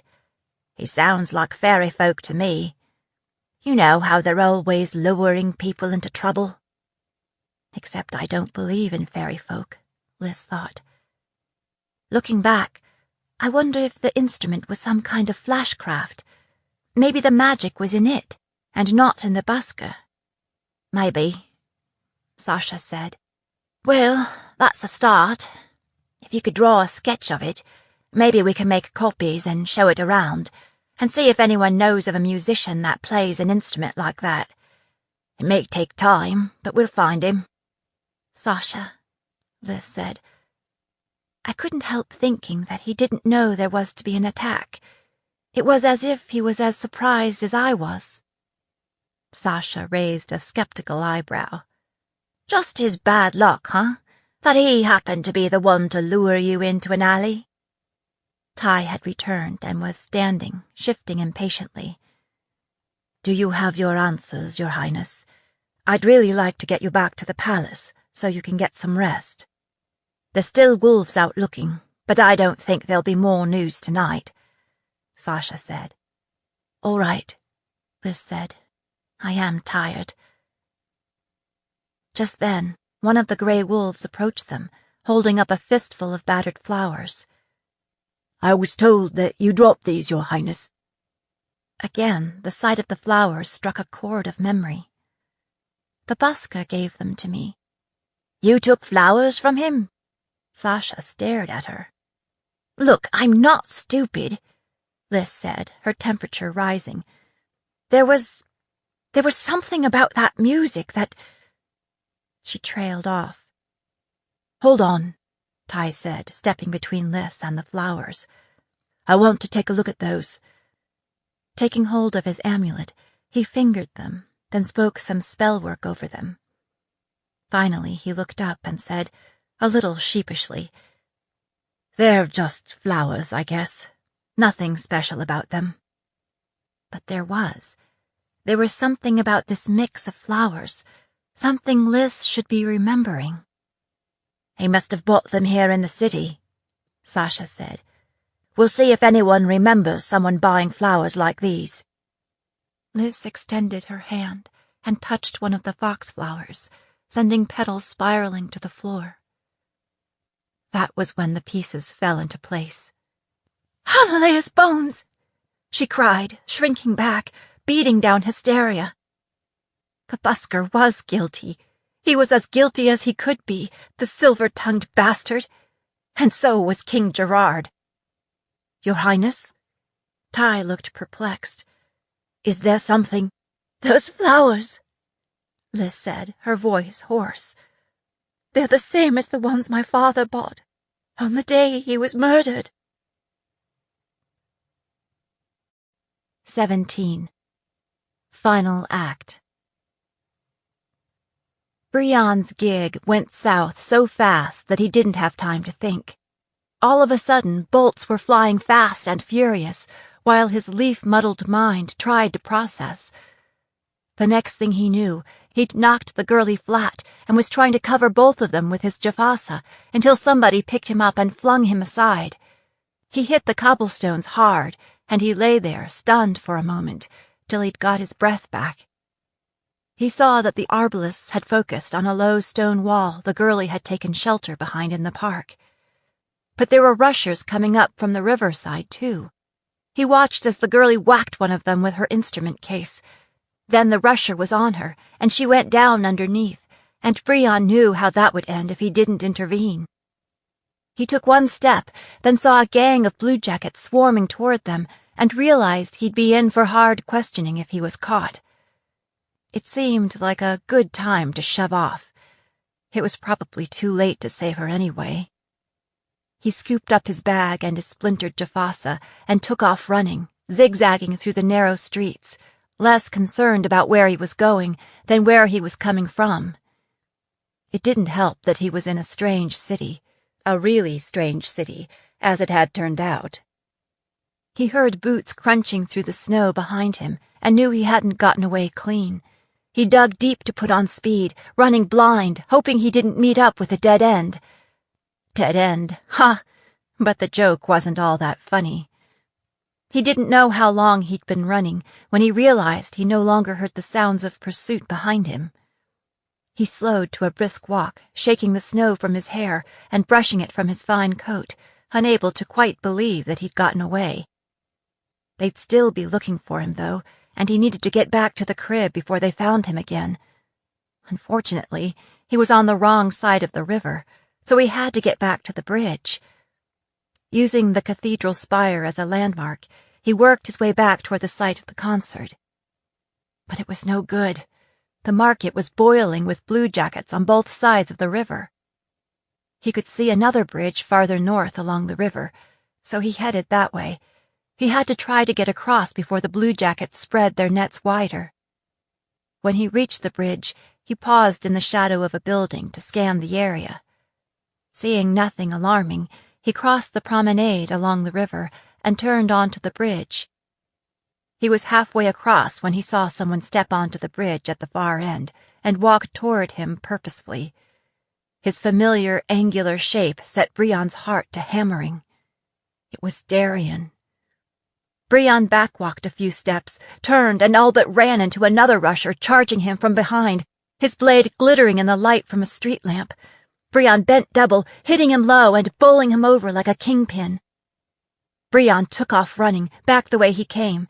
He heard the client cursing, shouting to others to join in. He ran up one street, then down another, slid through a crack between buildings too narrow to admit anyone but a cat or a scrawny jafasier.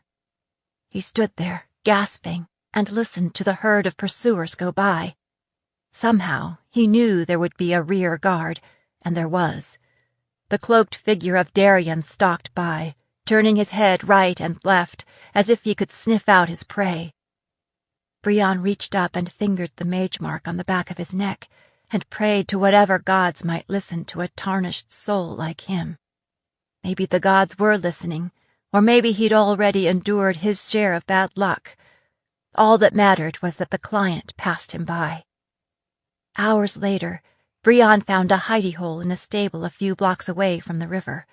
Several horses poked their heads out when he slid through the doorway, but the stable hand was dead asleep. Brion could hear snoring from the rear of the building that all but rattled the shingles from the roof. Once he climbed the chancy ladder into the hayloft, he was tempted to pull it up after him, but he guessed that would point a finger straight at his hiding place, so he left it be and buried himself under the hay in the farthest corner, his shiv in his hand, what was left of his jafasa beside him. Why he kept dragging that around he had no idea, unless it was because it was the only thing of value he'd ever owned, and he'd probably never get his hands on another one. He'd hardly settled in when he heard a banging down below, sleepy curses from the stable hand, the tread of boots, and muffled voices that cleared as the speakers made their way from the back room to the front. He'd be wearing fine clothes and carrying a black leather case, a gruff female voice said. Fortunately, that seemed to be about all the description they had. The stable hand's voice rose. I already said there aren't nobody here except me and the horses. I've been on the watch all night. You was hardly on the watch when we got here, the newcomer snapped back. We could hear you snoring clear out in the alley. He could have been sharing your bed and you'd never know it. So we'll take a look around anyway. The ladder shuddered as she began her climb. Her head poked up above the floorboards, then the rest of her. Brion held his breath and tried not to move a muscle. The bluejacket stalked around the loft, poking into piles of hay with her sword. Once the blade came so close to his eye, it seemed she might have sliced through an eyelash or two. Eventually, the bluejacket disturbed a barn cat, who screeched so loud that Brion all but soiled himself. Grumbling, the bluejacket disappeared back down the ladder. What's this boy supposed to have done? The stable hand asked. Bastard attacked the Princess Alyssa, the bluejacket said. Hang on, who? He and a whole pack of thugs ambushed her. Is she all right? The stable hand asked. The bluejacket shook her head. I don't know. I haven't heard. Her father and brother were murdered the same way. Gutter swiving cowards. I'll gut the lot of them if I get hold of them. No, Brion thought, offended. I'm a musician, not a killer. I just got mixed up with a bad crowd when I was born. The voices finally moved away, and he let out his breath in relief. He fingered Her Highness's locket, which still rested against his chest. Each time he closed his eyes, he saw her face in front of him, her direct brown eyes, her expression when she said, I might as well be honest, because I'm not very good at lying. He'd known this gig was bad news from the very beginning. Why then had he taken it? What was he turning into? He hoped she wasn't dead. It took him a long time to fall asleep. Brion stayed in hiding for 2 solid days, curled up in his corner, buried in hay to keep warm. Once or twice a day, Clayton the stable hand would labor up the ladder into the loft and pitch down hay to the horses. But he was a slow-moving, noisy sort, so Brion was always hidden by the time Clayton stuck his head up through the floor.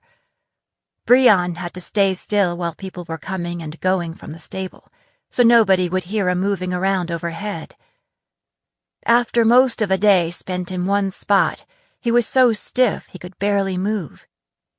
At night, he'd creep out into the stable yard to empty his night soil bucket and have a quick smoke, but the bluejacket patrols were so thick he never got far before he was driven back inside. He had no prayer of getting across the bridge without being seen, even if he left his jafasa behind, and he had no plans to do that. By the 3rd day, he was out of leaf and getting desperate. Finally, luck came his way in the form of a wagon that parked in the stable yard long enough to swap out the horses, and also long enough for Brion to slide under the canvas that covered the cargo. He had no idea where the wagon was going, but he figured it must be better than where he was, with blue-coated guards swarming everywhere. If he could get across the river, he'd stop in at the crib and fetch Aubrey and Goose, and they'd be on their way, with or without Jingle in his pockets. There was always a way to make a little jingle. Versatility had always been one of his strengths. The wagon's destination was another market some distance away. When the driver went in to dicker with the merchants, Brion slipped out of the back of the wagon. As he crossed the market, he nicked a carved walking stick from one of the stalls displaying clan-made goods and a battered cloak that was stuffed into a basket of rags. Wrapped in his scroungy cloak, the jafasa underneath so he looked like a hunchback, he hobbled along with his walking stick. That disguise was enough to get him across the bridge. By then, Darkman's hour had come. The temperature was dropping, and the slush in the streets was beginning to freeze again. He was just turning into the street where the hideout was when he heard someone hiss his name. He looked, and it was Aubrey, motioning from the doorway of a tavern. Apparently, his disguise wasn't as good as he'd thought it was. Taking a quick look around, he ducked inside. She was huddled at a table to the left of the door, where she could look out of the open window. That must have been how she saw him passing by. A drover's cap was pulled low over her face, and she had big, dark circles under her eyes. "Aubrey!" he said, but she hushed him right away and pushed his jafasa under the table. "You can't be carrying that around," she growled. "They'll catch you." "I was on my way back to the crib," Brion said. "I'll stash it there." She shook her head. "You got to ditch it. I was about to give up," she said. "I figured you were still alive because they're still looking for you. You really stepped in it this time." "I stepped in it?" It sounded like she thought it was his fault. "I can't wait to get my hands on Wax. He set me up." "Wax is dead," Aubrey said. "And so's Goose." Wax and Goose. Both dead? Brion felt like he'd been clubbed. Wax was the kind of person who always landed on his feet, no matter who he had to stomp on to do it. And Goose? He'd cut your throat for a wad of leaf, but other than that, he'd always been a harmless sort. When Brion said nothing, Aubrey pressed on. "And we'd be dead too if we'd have been there when they came." "When who came? The Blue Jackets?" She shook her head. "Them that hired you. I guess they didn't want to leave anybody behind to tell tales. The Blue Jackets is the least of your worries. If it's all right with you, I'll worry about them just the same," Brion said. "Did you see who did it?" She shook her head. "No, and I don't want to." "How were they done?" Aubrey hesitated. "Their throats were cut." "But you weren't there." She shook her head. "Like I said." "Who told you?" "What do you mean?" "Who told you how they were killed?" "I don't know," she snapped. "I don't remember." "What do the Blue Jackets say?"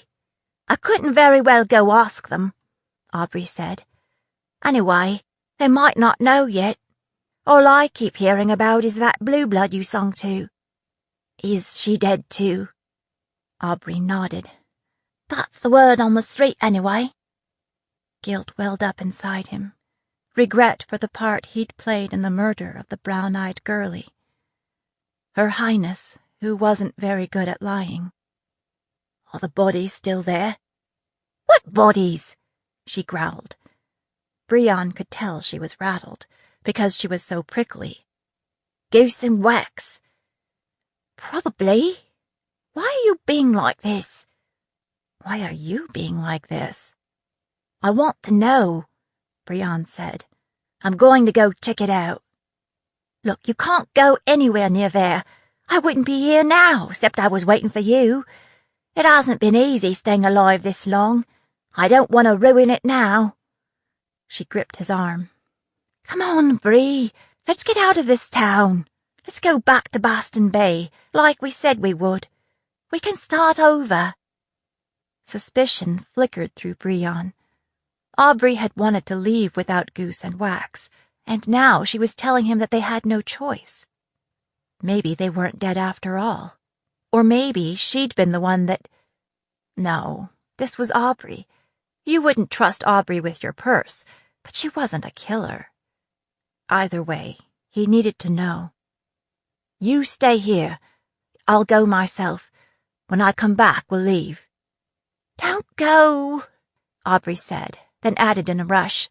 Look, I've got a little leaf. We can smoke it up then hit the road. That's a good plan, Brianne said, for when I get back. Watch my Jafasa for me. He was like a littling with one broken toy who keeps dragging it around after him. I may not be here when you get back, Aubrey muttered. I'm making no promises. If you're not here when I get back, well, good luck, he said, turning away. He wished he wasn't a stranger in this town. He wished he knew his way around better. He wished he was a pirate sitting on bags of swag. Witches were free after all. The street outside the warehouse was eerily deserted, like everybody outside knew what had happened inside. Everybody else is smarter than me, he thought. I should just turn right around and go back and smoke some leaf and forget this town and everybody in it, including her brown-eyed highness. He paused a moment outside the door and almost turned away. No, he had to know. He looked up and down the street, saw nobody, and pushed the door open. He all but stumbled over a body sprawled face down a few feet away from the door, arms stretched out as if he still hoped to make it out. A faint scent of decay wafted up. It was Wax, dressed in his usual tattered finery, his face mashed into a sticky puddle of blood. Aubrey was right. It looked like his throat had been cut. His hands were swollen, purpling. The killers hadn't even taken his rings. That in itself was terrifying. Wax, running away from trouble as usual. Goose hadn't put up much of a fight either. He lay on his back in the same corner where Brianne had last seen him, eyes peeled open so he looked surprised, his pipe lying close to his hand, his throat neatly cut from ear to ear. He was a bit further along in decay than Wax had been, maybe because it was warmer in his corner. It took everything Brianne had not to peer into the bowl of the pipe and see if there was any leaf left. Goose wouldn't be using it after all. Telling himself he was looking for clues, Brianne searched both bodies. Goose had nothing, of course, except a heel of rock-hard bread in an inside pocket. Wax, though, had a full purse, the one he kept tied inside the waist of his pants. Mostly girlies, a few steelies. No note signed by the killer or anything.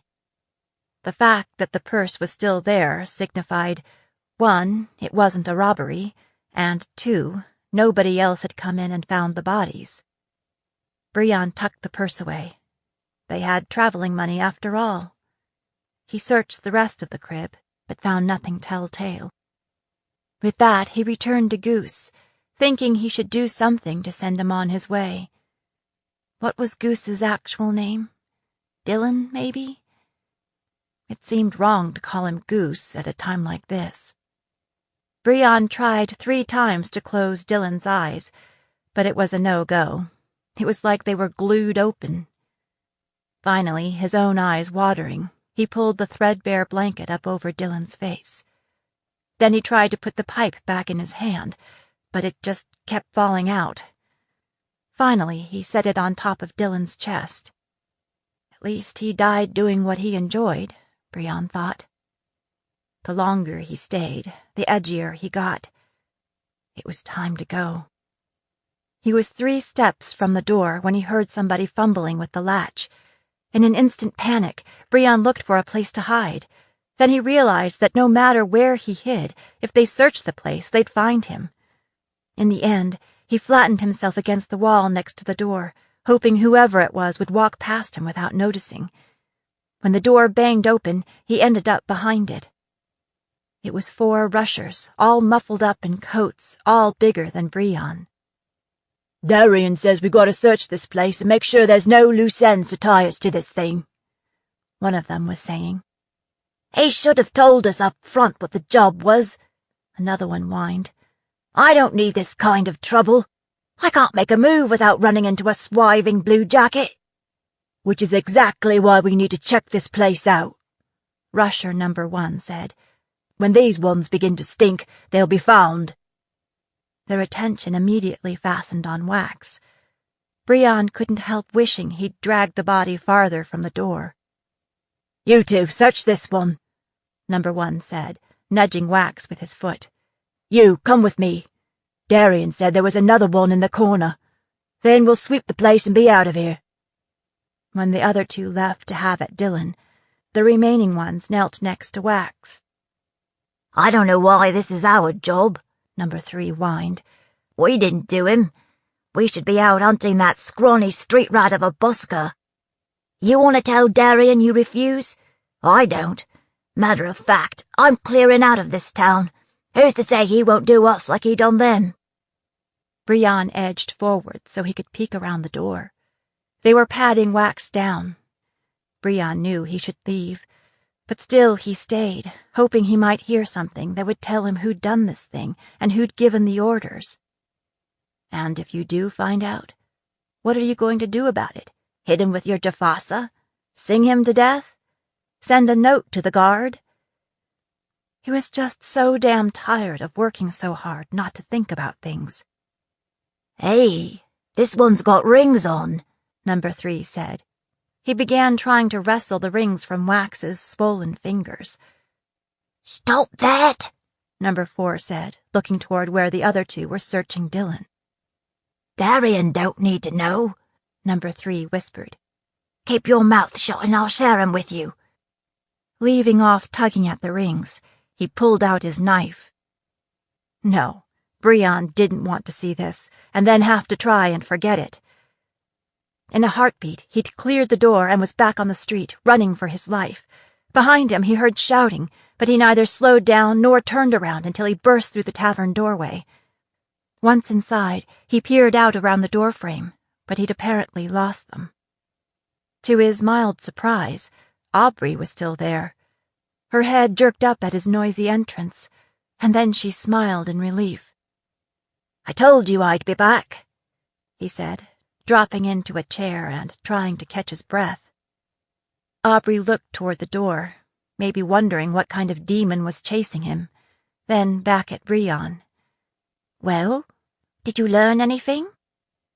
Yes. He'd learned that murder had a name, and that name was Darian.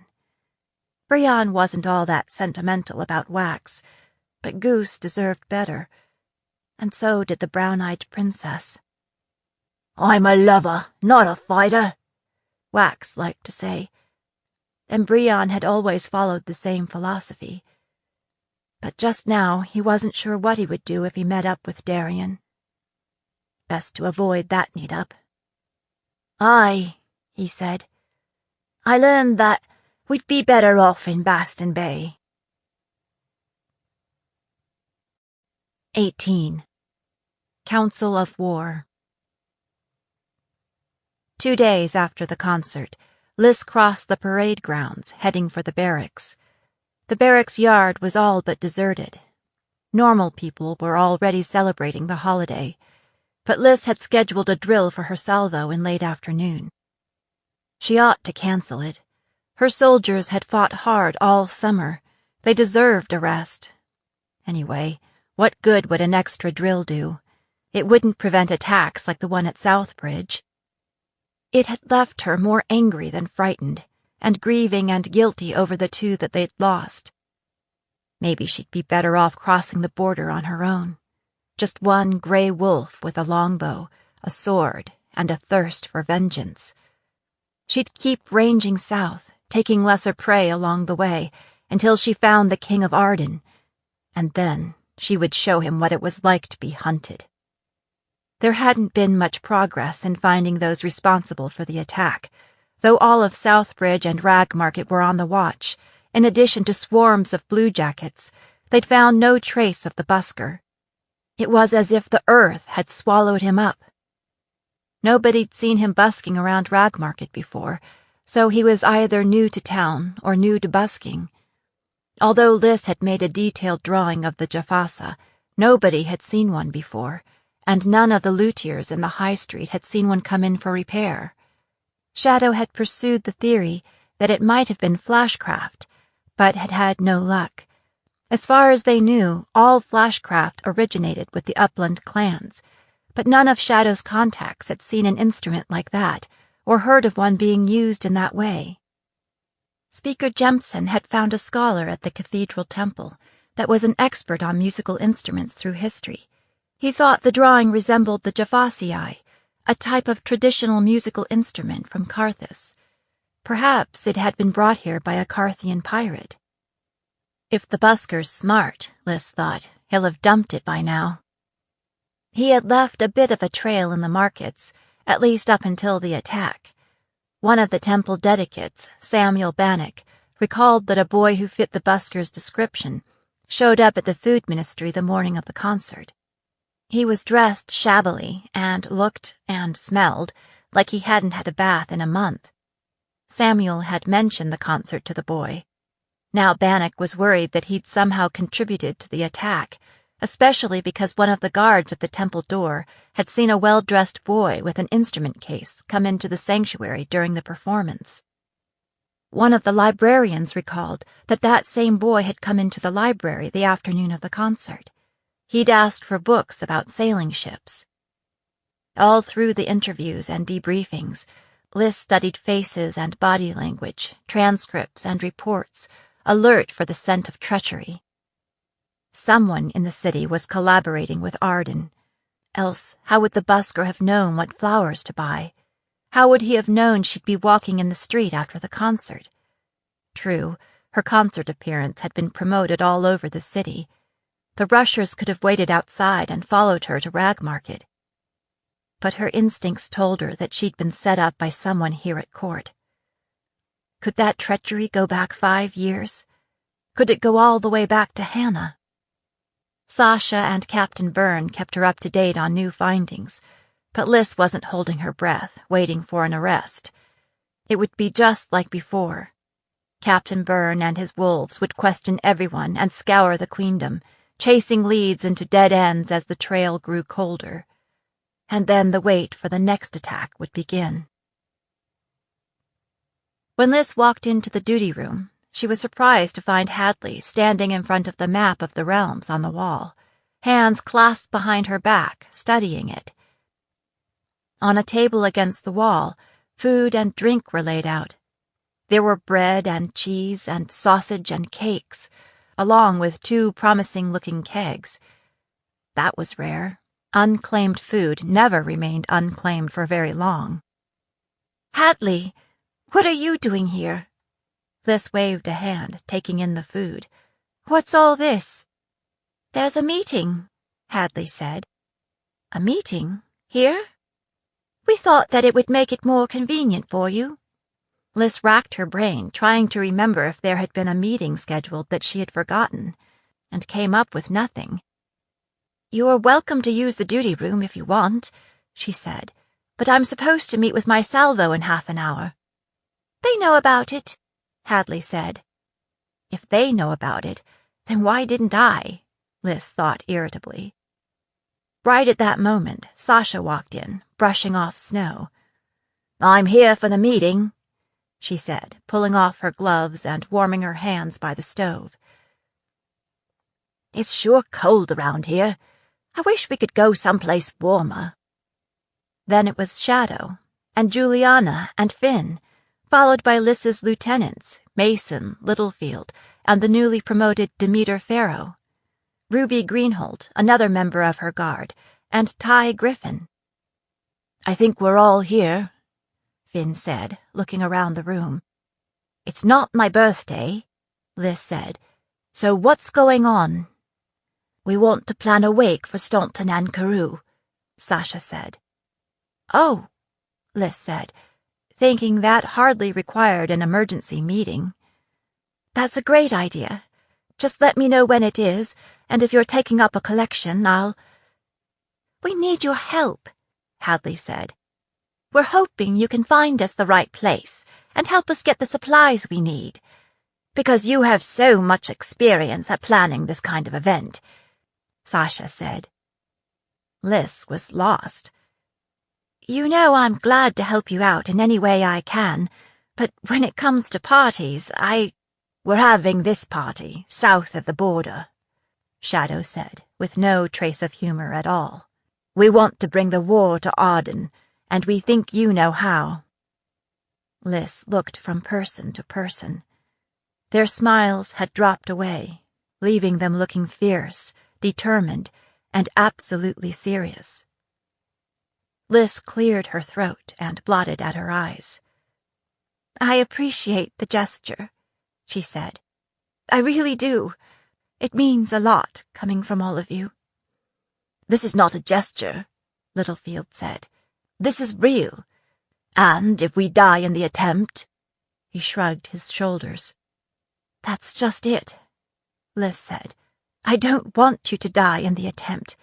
If I ever make it to the throne, I want you all at my side. Anyway, there's a limit to what 10 people can do." Someone pounded on the door. Littlefield pulled it open, looked outside, and then swung it wide, motioning to Liz. "There are some people outside who want to come to the party, too." Outside, it appeared that Liz's entire salvo was assembled. As one, they drew their swords, went down on one knee, and set their weapons down in the snow in front of them. "For the Grey Wolf!" they roared. "You have our swords!" And then they howled. It was like a scene from a play or a pageant. Liz stood there, speechless for a long moment, then brought her fist to her chest in a salute. "Thank you," she shouted, unsure what else to say. "Now, dismissed! The drill is cancelled!" Liz shut the door and turned to face the co-conspirators. "What did you say to them anyway, to get them all ginned up?" Mason shrugged. "It didn't take much, to tell you the truth. Quite a few of them were at the temple concert, and they heard what happened after. We told our squadrons we were planning something difficult and dangerous and highly secret in the fallow season to get back at those who murdered Staunton and Carew and tried to murder Captain Grey. After that, each and every one of the soldiers you saw out there came to us to ask how they could get in on it." She smiled faintly. "I didn't want anybody to feel pressured into joining in, and I didn't want word to get out about what we were doing." "Staunton was in the field with us all summer," Littlefield said. "Nearly everyone in the Highlanders knew him, and many of us fought alongside his mother, Nance. It'd have been bad enough to lose him on the battlefield in a fair fight, but to see him ambushed like that, it's just wrong. I'm not the only one that thinks so." Mason and Farrow nodded agreement. Liz turned to Ty. "I don't mean to imply you're not welcome, but why are you here? I know you worked on Cam at Southbridge Temple, but why is a healer planning a military raid?" "I've been working the battlefields for 3 years now," Ty said. "I don't know how much longer I can continue to patch soldiers up so they can go back out and fight again, over and over, until they go down for good. I'm more than ready to try something different. As for my role in any undertaking, I am a wizard, though I prefer to assist in my capacity as healer. I'll use my gift for whatever purpose supports the cause." "Juliana, how do you see yourself contributing to this adventure?" Liz tried not to sound condescending. She flushed. "I know that I haven't the kind of experience and skills that most of the rest of you have. I've not been tried on a battlefield, and I'm not sure I'm cut out for it. But I am knowledgeable about the South, and I have connections and agents all over the 7 realms. I'm hoping I can be of help in other ways." "What about you, Hadley?" Liz said. "You haven't had much to say." "How can we keep talking about the war?" Hadley said, eyes wide and innocent. "I mean, I thought we were here to plan a party."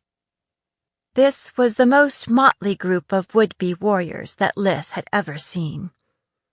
"All right, we'll talk," she said. She drew a mug of cider from the keg, clunked it down on the table, and sat. "But first, the ground rules." The others ranged themselves around the table and waited, wary and expectant both. "This can't be about getting revenge," Liz said. "I'm not going to squander soldiers' lives to make a point. This has to be a play that changes the game." "I'm not out for revenge," Juliana said. "For me, it's a matter of policy. I'm in this because I think you're right. We do need a change in strategy. I meant what I said in the small council meeting." She took Finn's hand. "I'm doing this for our children. I don't want them to have to grow up as stepchildren to a war. If we take territory, we need to be able to keep it," Liz went on, ticking her points off on her fingers. "This can't be a skirmish or a hit and run. It has to be a target with real strategic value. Something the Thane Council can't ignore," Juliana said. "Can we do all that with a salvo?" Greenholt said. "It's that, or we stay home." Liz paused. "Since this is your party, do you have any suggestions as to targets?" "What about Baston Bay?" Hadley said. "That's close to their capital, and it's their most important port. We wouldn't have to march across the flatlands, because we could come in by ship." No, Liz thought, shuddering. No ships. "That's pretty far south," Pharaoh said. "Even if we managed to take it, Arden could come at us from land and sea, and we'd be trapped." "Spirit Gate?" Hadley said. "That would have a certain justice to it, since they landed their brigade there when they attacked Queen Court and Fortress Rocks." "I know that area well," Shadow said. "I've been traveling up and down the coast for the past 2 years, and it's not out in the middle of the flatlands." "But it's right on the border, so we'd barely stick a toe into Arden," Liz said. "That would feel like more of a hit and run, and it's not one of their major ports." "You just don't want to set foot on a ship," Sasha said. Liz shrugged. She wasn't going to deny it. "What about a winter attack? That might take them by surprise." Mason nodded.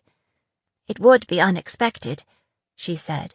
"But even if we crossed the mountains, we couldn't expect to penetrate very far before having to face their army in the flatlands, where we are at a disadvantage. Arden's cities are mostly far to the south, where it's warm year-round. The farther south we go, the more conditions favor them. So we need a target that is important strategically, but close at hand," Juliana said. "And it would have to be something we could reasonably expect to hold." She looked at Liz. "I know you've been plotting out military campaigns, the way anyone else would be planning their dream wedding. Is there anything you know of that would fit those rules?" Liz stood and walked around the table to take a close look at the map on the wall. "What about Delphi?" she said, stabbing her finger into the map. "I've had that on my wish list of targets for a while. It's just on the other side of the mountains." Delphi showed on the map as a dark spot pressed against the mountains to the north. The others crowded in to see. "Remind me, what's in Delphi?" Finn said. "Anything we want?" "Coal mines," Juliana said, "and ironworks and smithies. As far as I know, they're the only ones in the conquered lands. That's why Arden took Delphi over, so they could build the munitions industry close to the source of supply, and so close to us." "I've been there," Shadow said, grimacing. "It's always been a gritty industrial center, but now it's become a real hellhole. There's considerable unrest because of the way they have treated the people there, so Arden maintains a large army presence. So not exactly a soft target," Finn murmured. "More Flatlanders to kill," Shadow said, darting a look at Liz. We have eyes and ears in Delphi, Juliana said. There's an underground resistance movement that might collaborate with us. That would make our small numbers go further. How do we get there from here? Pharaoh said. Or can we in this season? Littlefield traced a route on the map with his forefinger. We could drive straight south through Marisa Pines Pass, but that border crossing is heavily guarded, even in winter. Then he pointed to a spot in the mountains, northeast of Delphi, and south of Hunter's Camp. This is Anna Maria Pass. It's a high pass and already filled with snow this time of year. It wouldn't be easy, but it might be the way to go if we want to surprise them. We couldn't bring anything heavy through there, Liz said. No catapults or cannons. But horses could get through, Shadow said, and soldiers on foot. We're used to traveling light, Littlefield said. Since we've never invaded the South, we're not really prepared for siege warfare. That wouldn't work for us anyway, Liz said. With only a salvo, the key is the element of surprise. We'd have to take the city quickly. If we sit outside the walls waiting for surrender, it gives Arden time to muster a massive response. Won't they do that eventually, though, even if we take the city? Hadley said. How can we hope to hold it for the long term? Based on what I know about Delphi, it might be difficult to retake from the south, especially if the city could be resupplied through Marisa Pines, Shadow said. They could never hope to surround us and put us under siege. If we can't hold the city, we might have to destroy the mines and munitions factories, cut our losses and leave, Liz said. It sounds like a lot will depend on how much support we can get from the residents, and if we can pull this off without word leaking out, Juliana said. Once I reach out to my contacts in Delphi, the sooner we go, the better. Liz looked around the table, seeing nothing but excited faces. I have something to do first, Liz said. The most difficult job of all. Which is? Finn asked. I have to speak with the Queen, Liz said. Excitement turned to confusion and dismay. Juliana leaned forward. You mean that you have to come up with a plausible story that explains our absence while we— I mean that we cannot go without my mother's blessing. That was met with shocked silence. They all looked at one another. Hadley cleared her throat. Do you really think Queen Raisa will ever agree to this? We might spend a lot of time making a plan, only to have it shot down right away. That's possible, Liz said, but we still have to ask. Have you heard that saying, better to ask forgiveness than ask permission? Sasha said. If you ask permission and she says no, then we absolutely can't go. You're right. Then we absolutely can't go, Liz said. Everybody began talking at once, arguing the point, until Liz slammed her mug down on the table. Look, nobody is more frustrated about this than me, but my mother is the queen of the realm. If we launch an unauthorized attack across the border, some would call that treason. How could she let that go unpunished? Do you really think she would bring you up on charges? Mason asked. General Dunedain might court-martial the lot of you for not following the chain of command, Liz said. Gah, she thought. I've been in the army too long. If we take the city, though, Finn argued, if we win a huge victory, don't you think she'll forgive us? What if we don't? Liz said. What if it's a disaster, and we're all captured or slaughtered? What if we all disappear, never to be heard from again? What if I'm killed, and you all have to answer for it? Sasha turned pale. I'd execute myself and save Her Majesty the trouble. You see, the risk you are taking is far greater than mine. Liz sighed. Truth be told, my biggest reason for not proceeding without permission is that I cannot do that to my mother. I'm the only family she has left, except for Aunt Melanie and you, Juliana.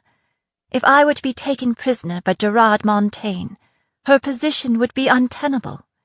It would destroy her and the future of the line. She might have to step down or name a new heir. Now they all looked a little sheepish. "Bones, Liz, you sound like the only grown-up in the room," Hadley said. Liz laughed sourly. "For once.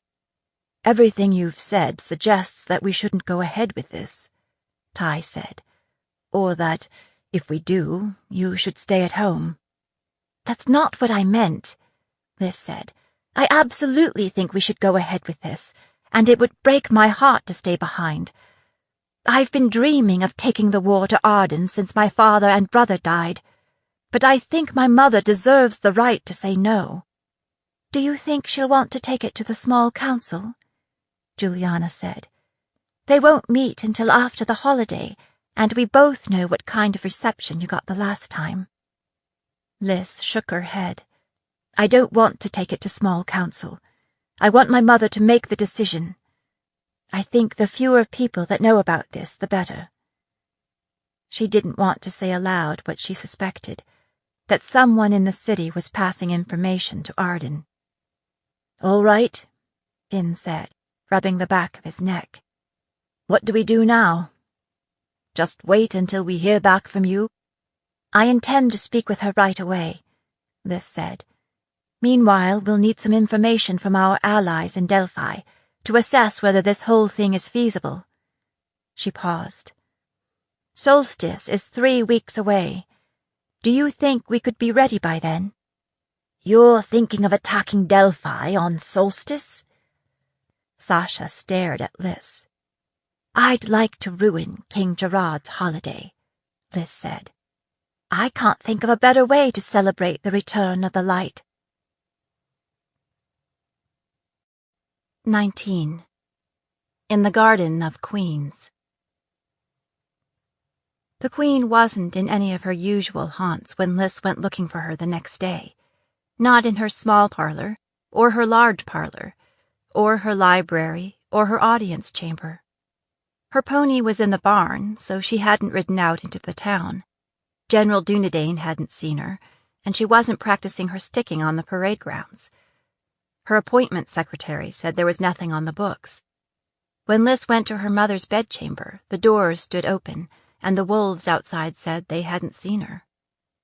And then it came to her, where her mother might be. One of her favorite retreats was the rooftop glass garden, where she could visit summer whenever she liked. These days, it was mostly given over to growing fresh fruits and vegetables for the palace and the Briar Rose Ministry.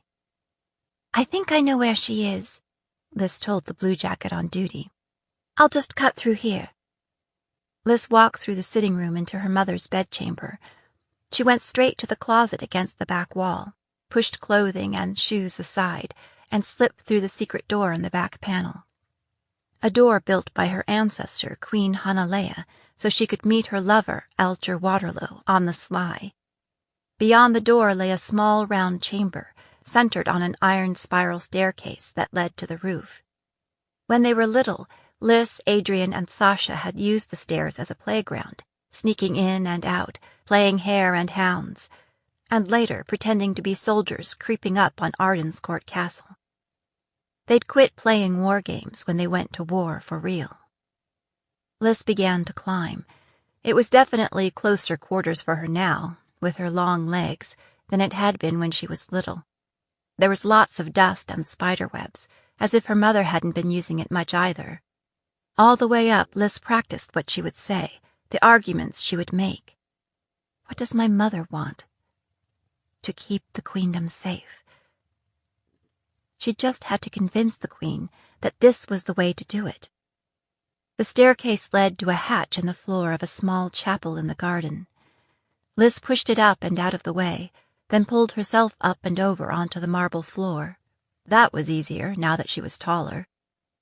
She stood dusting cobwebs and dirt off her clothes. She could hear voices out in the garden, her mother and Captain Byrne. When she peeked through the chapel window, she saw that they were seated on a bench by the lily pond. "Who will you send?" Her mother was asking Byrne. "I'll send my best. All people you know. Garrett and Talia. They speak the language and know their way around." "They did, 25 years ago," Raisa said. "You should send someone who's been there more recently." "Not many younglings go there anymore," Byrne said. "It's a dangerous trip, and most parents don't feel comfortable sending their children." "It's a shame," her mother said. "I only attended Wean House for a year, but it was still valuable. I think Alyssa would have loved it." "She's getting considerable practical experience," Byrne said. "In waging war, anyway." "They're talking about Odin's Ford," Liz thought. "But why would they be sending members of the Queen's Guard down there? The Academy had always been ferociously neutral when it came to the war." "Not that I disagree. Why now, Ray? After all this time, is there something that makes you think it isn't safe anymore?" "It's a combination of things. The wolves at Solstice, the attack on Alyssa, this feeling I have that I'm overlooking something important. Anyway, it's time. I want to have my children here with me." "Children?" The word seemed to ricochet inside Lyssa's head, setting up a clamor of echoes wherever it hit until it seemed like her head would split apart. Who was at Odin's Ford? Who? Her mother's voice broke into her thoughts again. She was responding to something Byrne had said. "Look, I know you didn't approve of my keeping it from her, but Alyssa was 11 years old.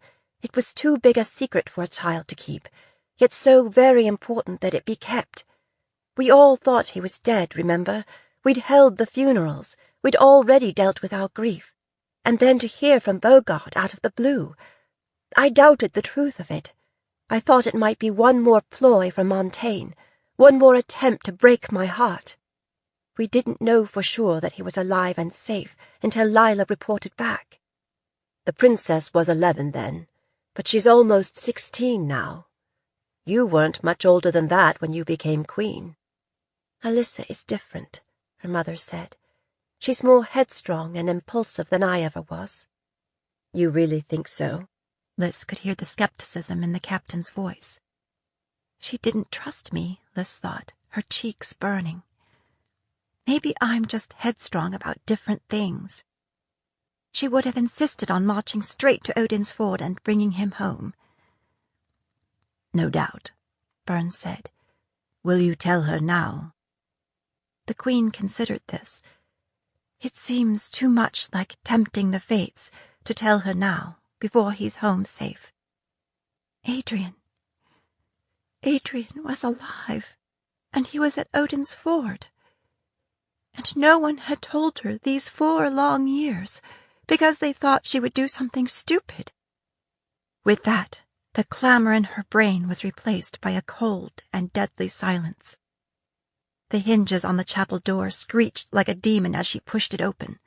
Her mother and Byrne shot to their feet like guilty lovers at a tryst. Byrne pushed the Queen behind him, his lady's sword drawn and at the ready. When he saw who it was, he let the tip drop until it pointed at the floor. "It's just me, Captain Byrne," Liz said. "Your Highness," he said, saluting her. "You are dismissed now, Captain," Liz said. "I need to speak with my mother alone." She half expected him to refuse, or look to her mother for orders, but he did not.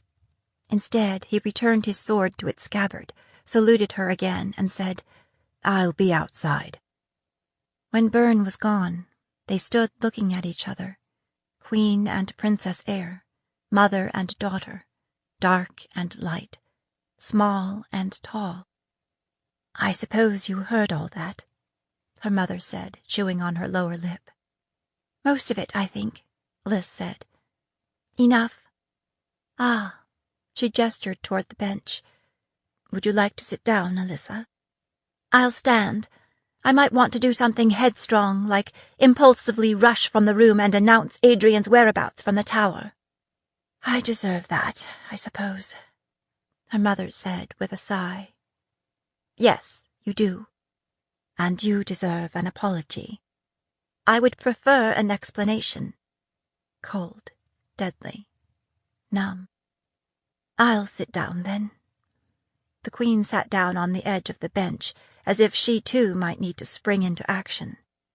Which do you want first, the apology or the explanation? Why don't you begin by telling me what happened the day my father was murdered? Liz folded her arms. Most of what I know you already know, her mother said. The rest comes from Taliesin Bogart, a voyageur healer and a dean at Spiritas, the healing school at the academy. What about Adrian? What does he say? How could he possibly justify— We haven't spoken to him, the Queen said. Adrian has been at Odinsford for 4 years, and you've never spoken to him? Liz's voice was rising so that she was all but shouting at the end. Cold and numbness were ebbing away. Adrian blamed himself for his father's death. He couldn't face us afterwards, so he ran. When he met up with Bogart and Delphi, he was ill and grief-stricken. He threatened to kill himself if she didn't take him with her to the academy. So she did. Months later, she got in touch with us and let us know that he was alive. Why didn't you bring him home right then? Liz demanded. How could you just leave him there? We thought that leaving him there might be safer than bringing him back here. This has to be a dream, Liz thought, like the ones I used to have where Adrian came back and haunted me. You thought that leaving him unprotected in the middle of Ardenine territory would be safer? Whose idea was that? Just before your father was murdered, someone contacted him, claiming to have more information about Hannah's death. He said there was nothing random about it, that it was a targeted attack. Your father was killed before that meeting took place. After that, I thought there must be a spy somewhere close to us. Since Captain Byrne and I were the only ones who knew that Adrian was at Odinsford, we decided it was safer to leave him there and let everyone think he was dead. Including me. And that is what I need to apologize for. I had my reasons for not telling you as soon as we received Bogart's message. What if I got your hopes up and it turned out not to be true? We didn't know for sure that he was alive and well until Captain Byrne's daughter verified it. Captain Byrne has a daughter? Her mother nodded. Lila. She's Adrian's age. After Anna-Maya died, Captain Byrne sent Lila to Chalk Cliffs, where she was raised by her mother's family. Because she hasn't really been connected to Fellsmarch, we thought it might be safe to have her keep an eye on Adrian. So, you knew, and Captain Byrne, and Captain Byrne's daughter, what's her name, but I didn't. Liz felt compelled by hurt to keep driving that blade home. I was worried that if word got out that Adrian was at the academy, he would be totally vulnerable to agents from Arden. Time passed and nobody came after him, so it just seemed easier to let things be. Liz felt like her head was splitting in two, joy warring with hurt and resentment and the pain of lost opportunity. For every bitter word that Liz spoke aloud, a dozen crowded in behind, begging for release. Fortunately, she intercepted most of them. And you never contacted him? He doesn't know that you know that he's alive? The Queen shook her head. As far as I know, he doesn't. We were afraid that if we reached out to him, our enemies would find him. There was also the chance that he would run, or worse. Dean Bogart was very concerned about his mental health. Did you ever intend to tell me the truth? Liz said. I know I should have done before now. The Queen stared down at her hands. Looking back, I can see that I took the coward's way out. I knew you would feel betrayed, and I just kept putting off this conversation. I thought perhaps we would bring Adrian home for your name day this summer. Trying out a smile, she looked up at Liz. Now, with any luck, he'll be home just after solstice. It was hard to keep flailing at someone who just sat there and took it, which meant that Liz could no longer ignore the voice in her head that whispered, he wanted to leave. He wanted to go to Odin's Ford. He wanted to leave us behind. With that, the tears finally spilled over and ran down her face. How could he? How could Adrian go to Odin's Ford, leaving us thinking he was dead? I think that's a question you will have to ask him, her mother said. Neither of us knows for sure what he was thinking at the time. She planted her hands on her knees. Look, I know you're angry and hurt, and I don't blame you. Every parent makes mistakes, Alyssa. When you are a queen, the mistakes are larger and harder to forgive. This is exactly why I keep saying that we need to launch an offense, Liz said. This is why merely holding our own is unacceptable. This is the kind of trade we are making. I've lost 4 years with my brother because of this damnable war, and I cannot get them back. I've lost 4 years with my son. But that was your choice, and Adrian's choice. I didn't have a choice. When he comes home, we'll be strangers. Here. Her mother fished into her neckline and pulled out a locket. She pried it open with her thumbnail and handed it to Liz. This is a sketch of him, done by one of the students at the temple school at Odin's Ford. Lila brought it back to us. Liz studied the portrait. There was no doubt it was him, with his auburn hair and blue-green eyes. His face was thinner, his features sharper, as if every bit of baby fat had been rendered away.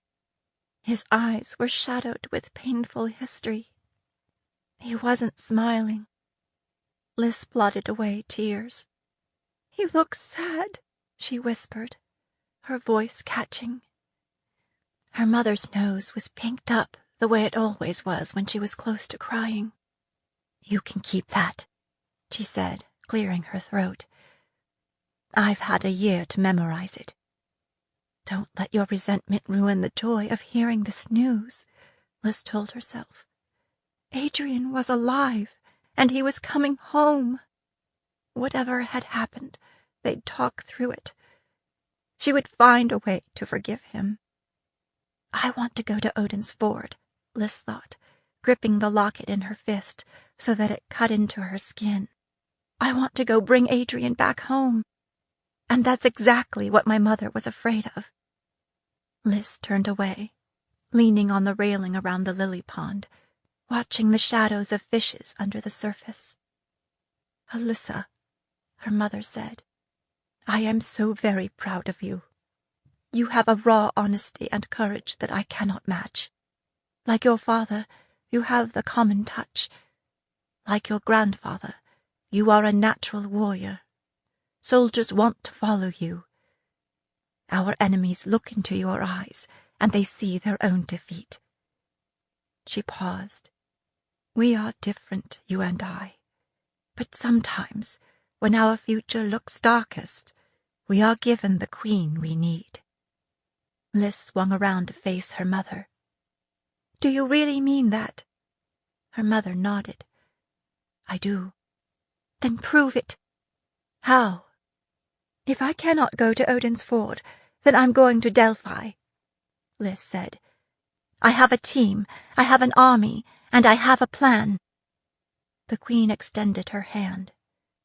Come, sit down, and tell me all about it. 20. South of the border. Liz sat on her pony at the southern end of Anna Maria Pass, trying to shake off the cold that crept into her fingers and toes and brought tears to her eyes, tears that froze as soon as they emerged. Mincemeat snorted out clouds of vapor that gilded his bridle and encrusted his mane. It had finally begun, the invasion that Liz had planned and plotted for so long. When she looked over her shoulder at the moody, snow-shrouded Spirit Mountains, she realized that when she'd crossed the border into Arden that morning, it was the first time she'd ever set foot outside of the queendom. She wondered if the dirt would look different than at home, if she dug down through the snow. Even if the King of Arden was buttoned up in his palace, Liz was still likely nearer to him than she'd ever been. She knew the way. She'd studied maps as closely as another girl might study prospective suitors at her name day party. Sasha leaned toward her, only her eyes visible between her hat and her thrice-wrapped scarf. "Tell me again why we need a winter campaign." She resembled a snow-covered mountain herself in her white wool cloak. The snow was blinding, a swirling and unrelenting white, so it was impossible to tell up from down, or to see more than a few feet in any direction. And although the snow muffled sounds, now and then Liz heard the creak of leather saddles, brittle in the cold, or the faint jingle of harness. It seemed to come from no direction, and then every direction.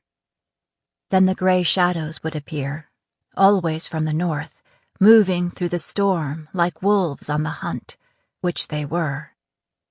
Liz greeted each new arrival and directed the descending soldiers and horses through a narrow side canyon. The canyon opened into a wide, shallow basin where they were protected from the wind and snow and not visible to any watchers below. Not that they would have been easy to see in any event. Like every other soldier, Liz was wrapped up in a white wool cloak, layered and felted, so that it could not be penetrated by the wind. Although they varied a little in shade, their sturdy, sure-footed, shaggy-haired mountain ponies were mostly white or pale gray also. The soldiers streaming through the pass resembled the ancestors who prowled the peaks in the winter-time, walking snow spirits with ghost horses and a deadly touch. The past 3 weeks had been a whirlwind. Her mother had convened a very select council of advisers: Captain Byrne, Char Dunedane, Shiloh Trailblazer, and Juliana Barrett.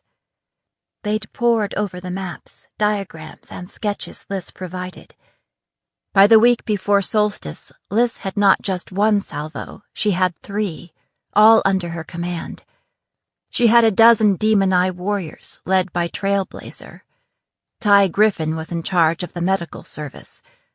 Liz had supplies, weapons, tents, and other gear for mountain camping. And her mother's blessing. Shadow received an urgent message from his father and had to leave for Demon Eye Camp before they marched. Shadow was heartbroken, but Liz was secretly relieved. He was just a little too eager to be safe on a battlefield. Hadley wasn't coming either, since there wasn't much for a ship's captain to do in a mountain assault, so Liz asked her to go as her representative to Odin's Ford with the others to collect Adrian. That way they could return by land or sea, whatever seemed most practical. She'd given Hadley a personal note to give to him, in case he needed any persuading to come home. Now, every morning when she remembered that Adrian was alive, it was like a small ambush of joy. For nearly a week, Highlanders and clan warriors had been moving into the mountains, drifting in small groups from wherever they were posted, to the staging area on the northern slopes of the Spirits. They regrouped at Hunter's Camp, then entered Anna Maria Pass under cover of a winter storm. Even if the soldiers holding Delphi had considered the possibility of an attack from the north, hopefully, no one would expect it to come out of the teeth of the gale.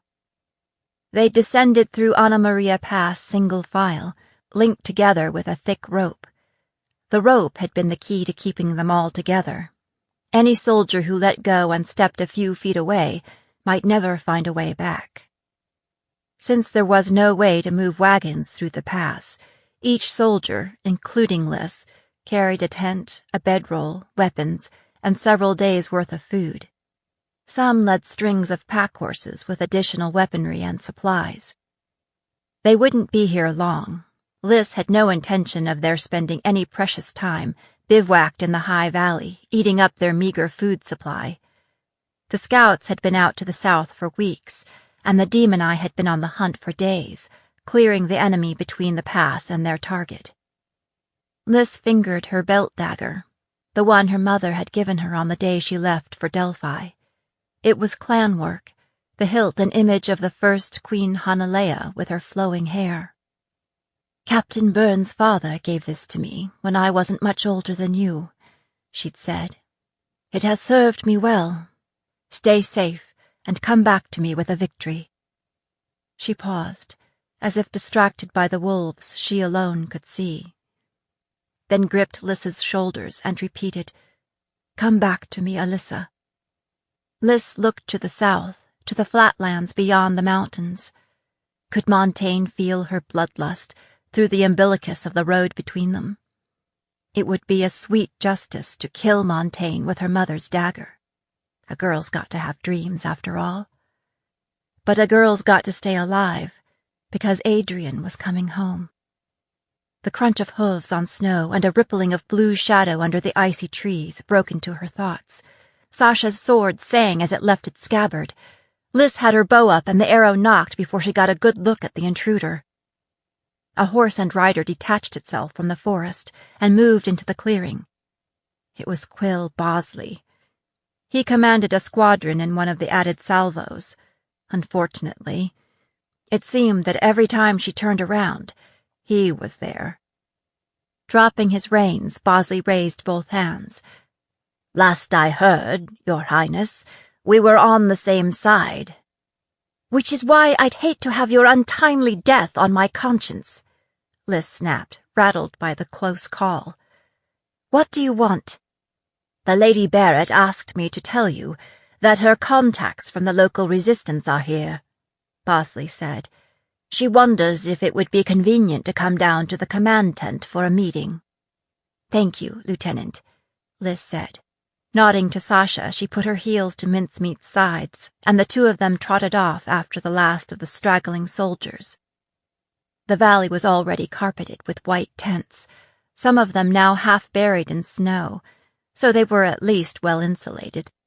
There were a few small fires burning under canopies to dry wet clothing, but the canopies covered the flames, and the wind snatched and scattered the smoke before it could reveal their location. The horses were penned to one side, against the cliff. Even one of the sharp-eyed mountain hawks, soaring overhead in better weather, would have had difficulty spotting them. Lys threaded her pony through the maze of tents, dismounting in front of the command tent. It was unmarked, but it was one of the larger ones, and it stood in a defensible area near the cliff. Several demon-eye warriors lounged near the entrance, but she knew they were anything but inattentive. Nodding to them, she pushed through the tent flap and into the relative warmth of the interior, Sasha at her heels. People were crowded around a table spread with hand-drawn maps and littered with drawing tools. They included Juliana, Finn, Lys's lieutenants, Littlefield, Mason, and Farrow, Trailblazer for the Demon Eye, plus Barnes and Kenton, the two captains of the added salvos, and two roughly dressed people Alyssa didn't recognize. Juliana looked up as Lys entered. "Here's Captain Grey," she said to the strangers. "She'll be able to speak to whether we can use the cannons on the heights.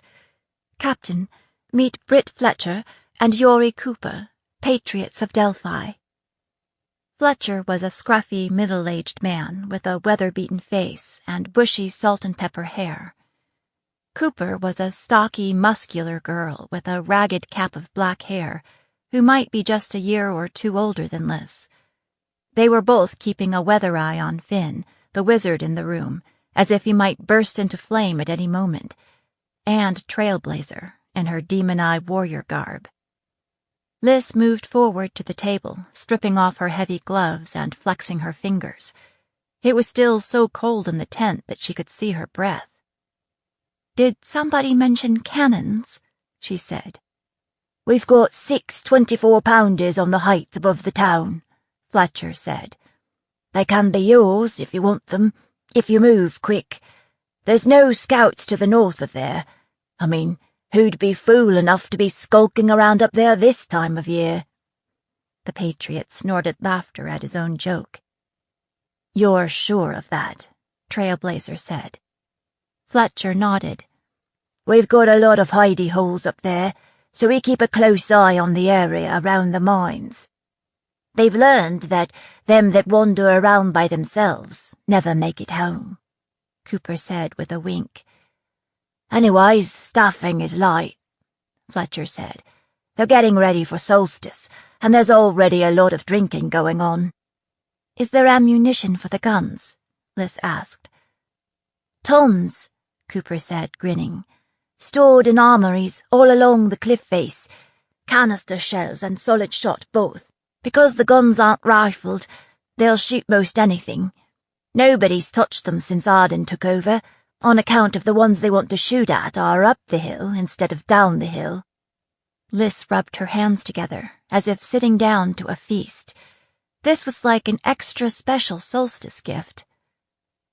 "Would we need to supply gunners, or are there still patriots who know how to use them?" "We aren't been under Arden's thumb for that long," Fletcher growled. "We dug the coal, we made the steel, we cast the barrels, and we can sure as hell fire 'em."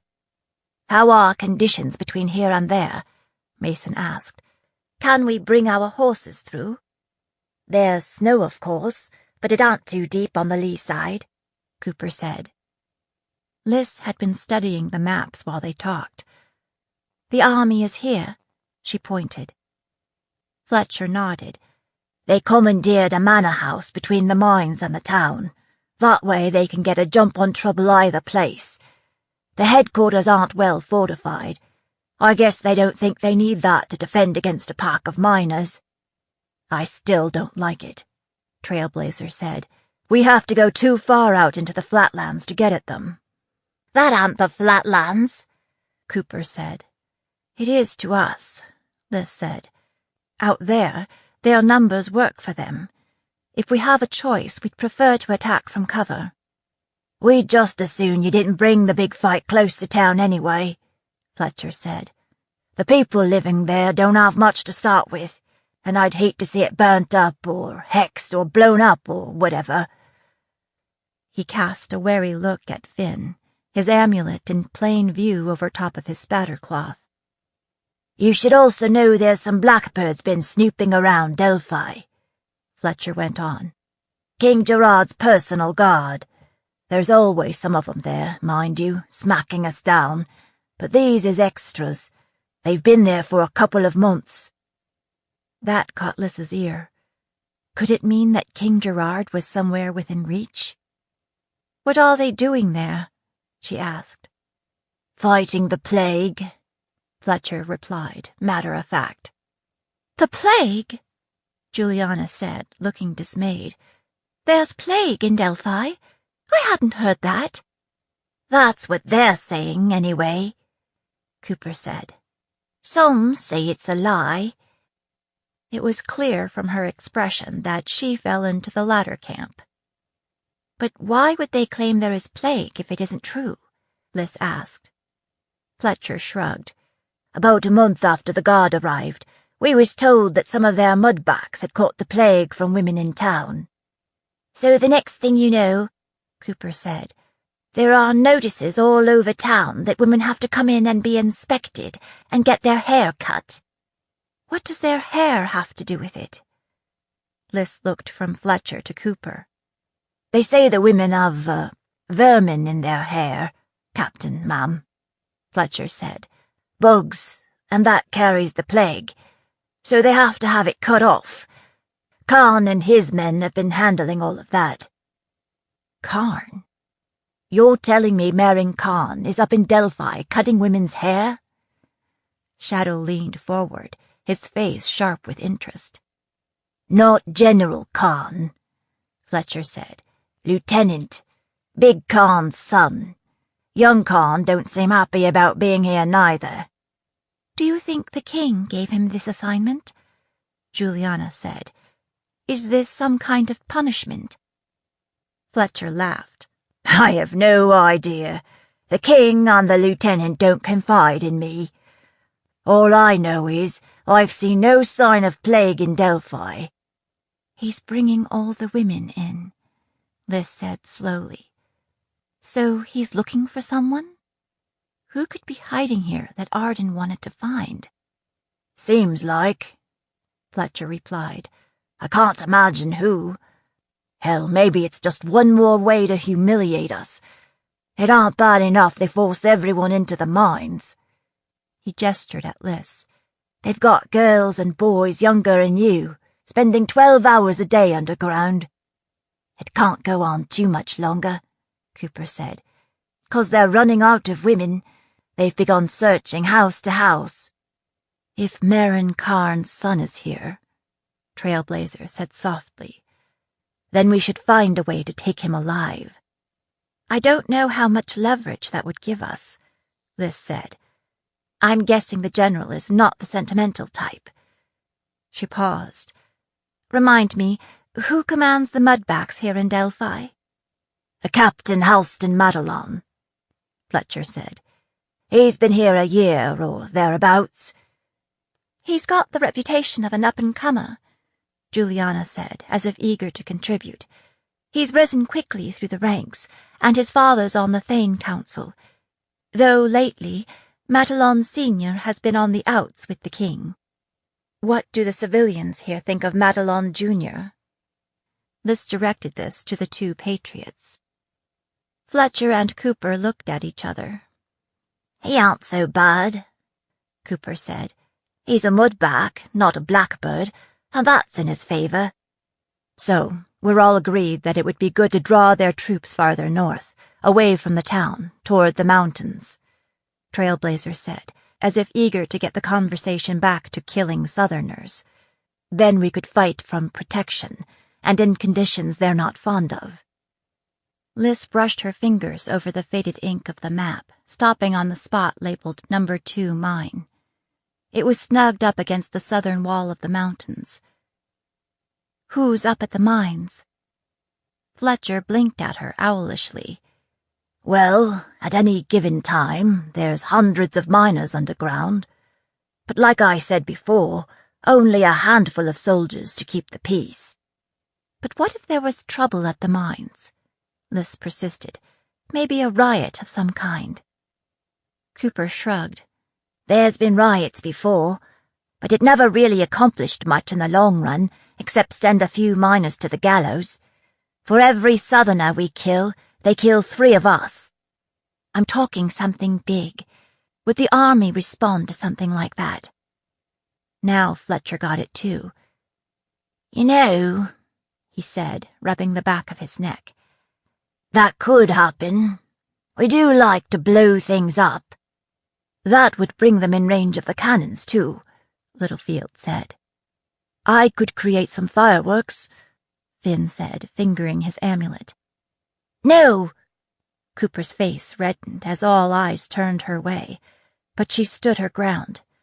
I mean, if you start off with magecraft, that might tip 'em off. She mumbled. Our work might not be so, fancy, but we'll get a response, don't worry. Maybe not to start, Liz said to Finn, but once we get the army up there, I think some fireworks might be just the thing to convince them to surrender.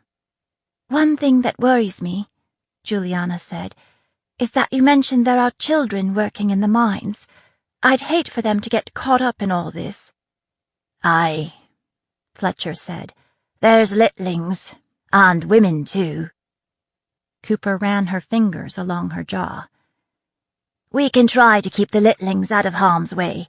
It won't be easy without giving away the plan. As for the women, they have a grudge to settle with the occupiers. You might find many of them have no intention of sitting it out. Women of Delphi are made of steel and iron. They will make their presence felt. Liz nodded. As long as they understand the risk. She moved on to the Highlanders. Mason, your first arrivals have been resting for several hours. I need 50 ready to ride in an hour.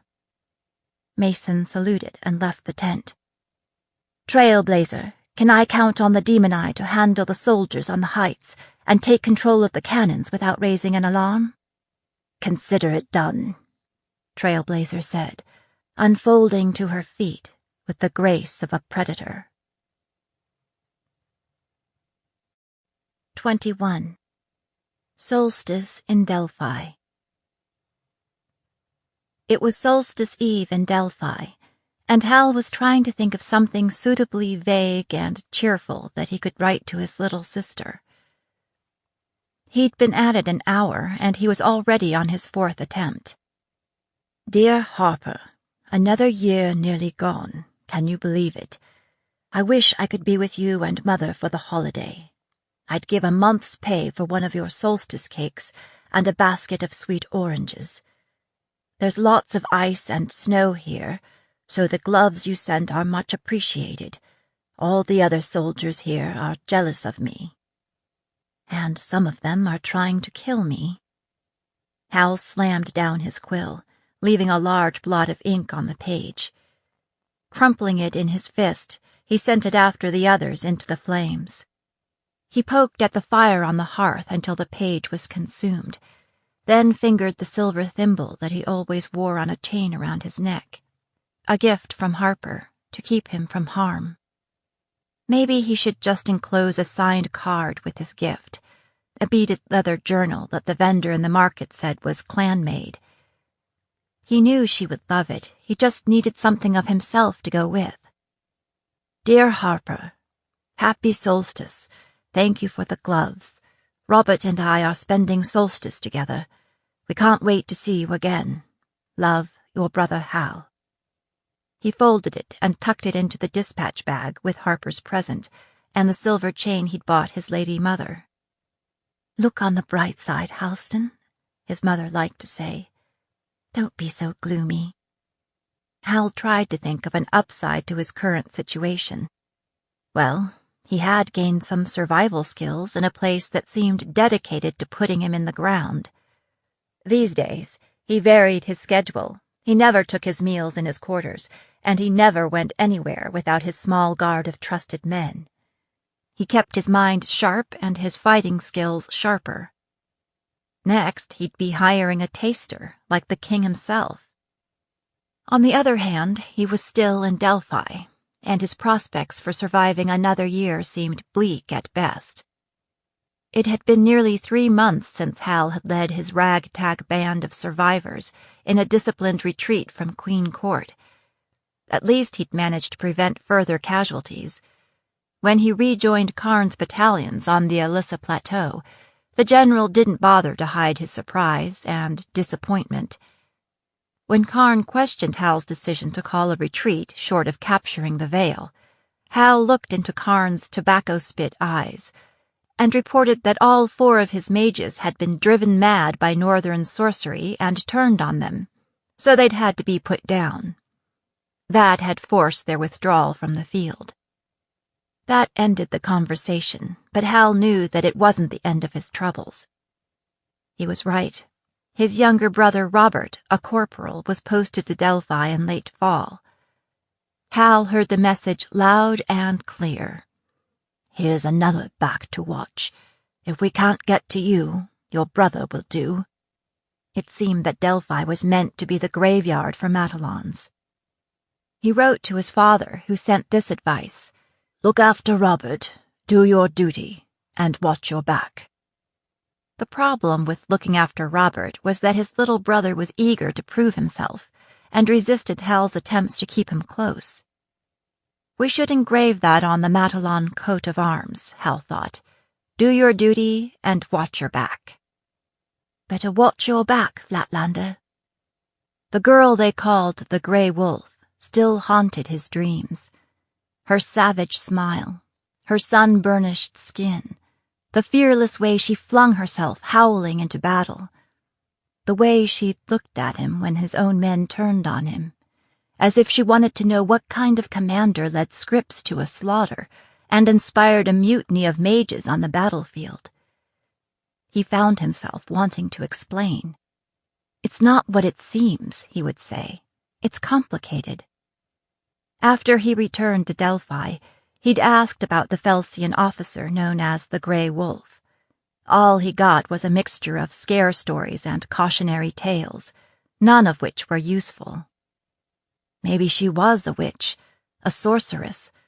Isn't that what everyone said, that northern women could steal a man's soul?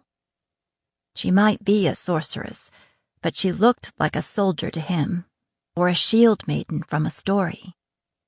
Soon after Robert's arrival, Marin Karn's son came to town. He was a lieutenant in the King's Blackbird Guard. Hal's first thought was that the younger Karn had been sent to spy on him. His second was that little Karn was being punished for something. When Lieutenant Karn began rounding up women and cutting their hair, Hal quit trying to sort him out. Finally, a few days before solstice, Karn was involved in a brawl in a tavern in town. Mark Claremont, the captain of the King's Guard, was killed, as was the tavern keeper. With that, young Karn took a crew of blackbirds and fled straight back to the capital. Claremont was gone, and that might be worth celebrating, but Hal guessed he'd better wait until he found out who was chosen to replace him. As bad as things were, they could always get worse. Look on the bright side, Halston. Hal didn't have a lot to look forward to these days, but he was looking forward to solstice. He'd sent Robert south to Temple Church on a trumped-up errand, planning to join him there for the holiday.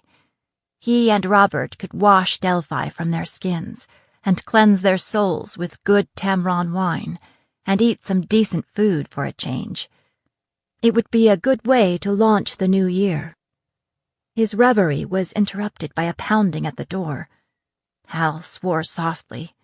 That never brought good news in Delphi. DuPont, the duty officer, burst in, waving a dispatch.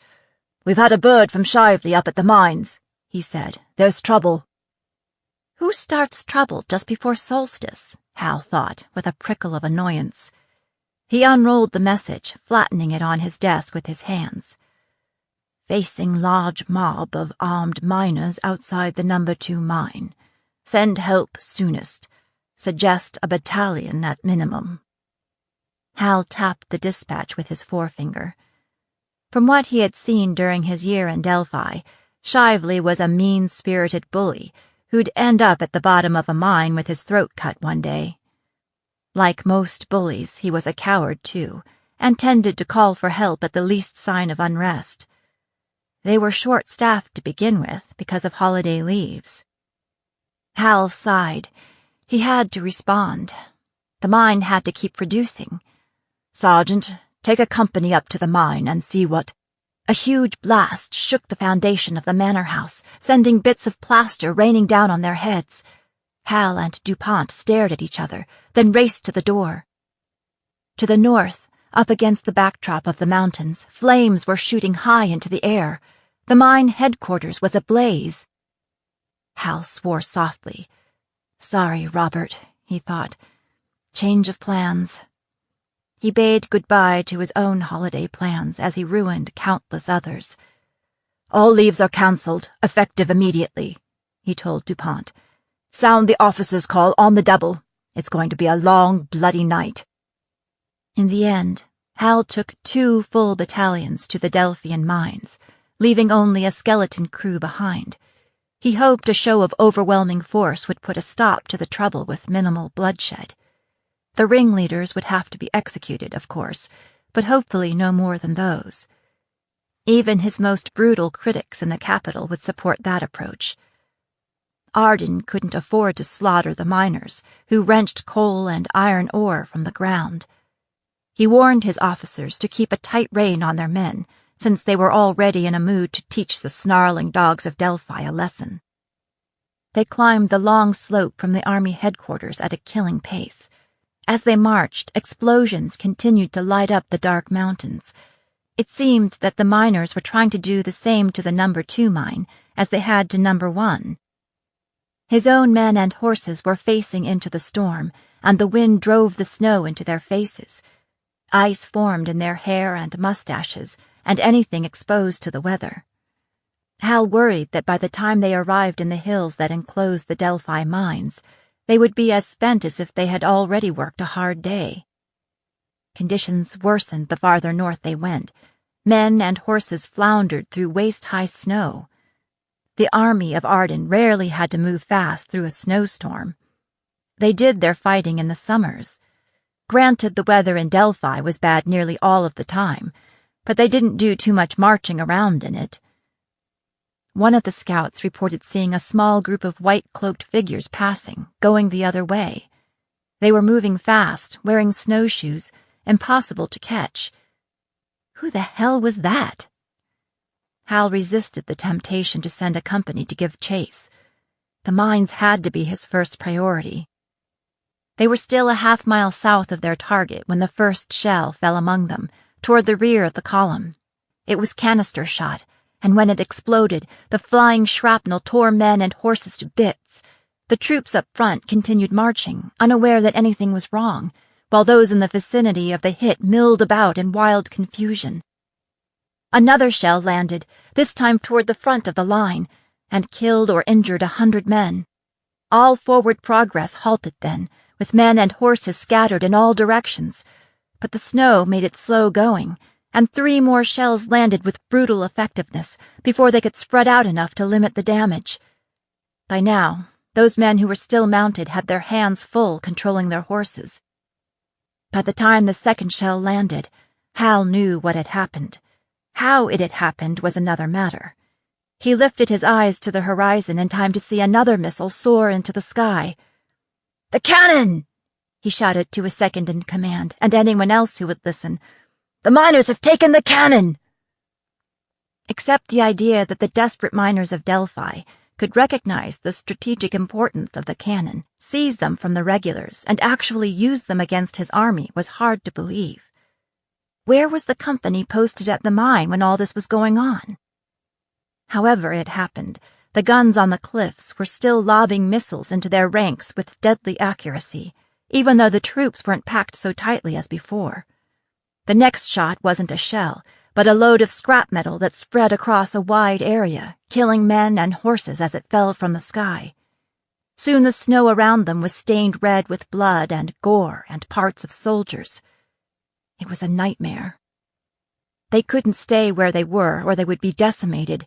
It was either move forward or retreat. "Charge!" Hal shouted, raising his sword above his head and spurring his horse forward. "To me! For the Red Hawk of Arden!" His officers took up the cry, driving their men toward the mines. Only in the deep snow, charge was an exaggeration at best. They managed to prevent a wholesale rout, but as they pushed slowly forward, the deadly rain continued to fall, along with the snow.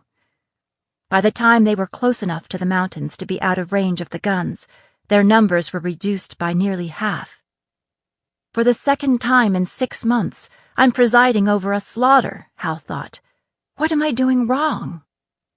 For one gut-wrenching moment, he wondered if he'd been set up again. They were forced through a narrow ravine on the approach to the mine, and spears and lances and arrows showered down on them from both sides. Miners shooting arrows? Where did they learn to fire with such accuracy? It was almost impossible to spot the attackers in the snow.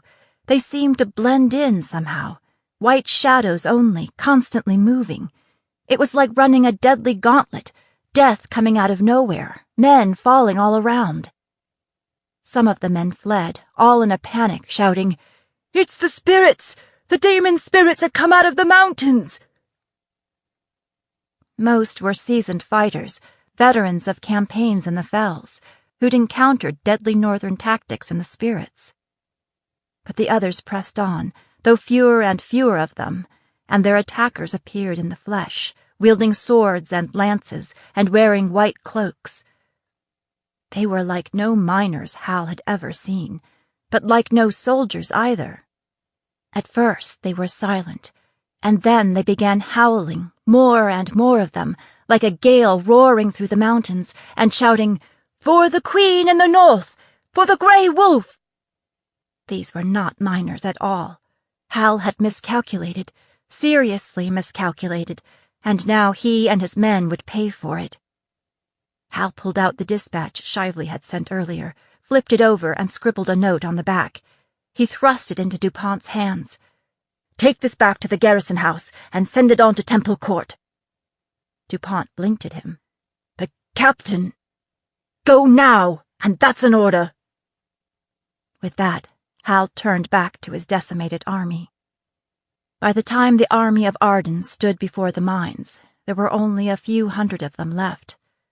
They were surrounded, fighting for their lives, and Hal saw no one who looked like a miner. Hal was standing back to back with another soldier, fighting 3 attackers hand to hand, when the soldier's body jerked, then slumped to the ground, leaving Hal's back unprotected. As he turned, something struck him on the back of the head, knocking him flat on his face in the snow.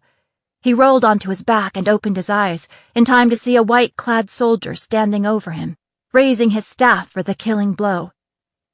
Hal twisted, trying to avoid the blow, but it still landed. And he didn't remember anything after that. 22. In the deep midwinter. When Hal awoke, he was lying in a stone chamber on a hard pallet on the floor. His sword was gone, his wrists and ankles were manacled together, and his head hurt like fury. There were torches stuck into the walls at intervals, and as he lifted his head, he could see other bodies on other pallets around the room. None of the others wore the red hawk. He was the only one. The last thing he remembered was that he was fighting for his life in front of the No. 2 mine, and somebody clubbed him in the head. Why, then, was he still alive? Shadowy figures moved among the injured in the makeshift hospital, tending to them. The healers were dressed in nondescript clothing, and he didn't recognize any of them. But then he wasn't sure he would recognize any miner of Delphi anyway. One of the attendants noticed he was awake, left the room, and returned with a weather-beaten woman in torn and blood-stained copperhead garb, her hair a mass of trophy braids. She wore a wicked-looking dagger at her waist. What would a copperhead be doing here? Other than serving as just one more embellishment to Hal's living nightmare.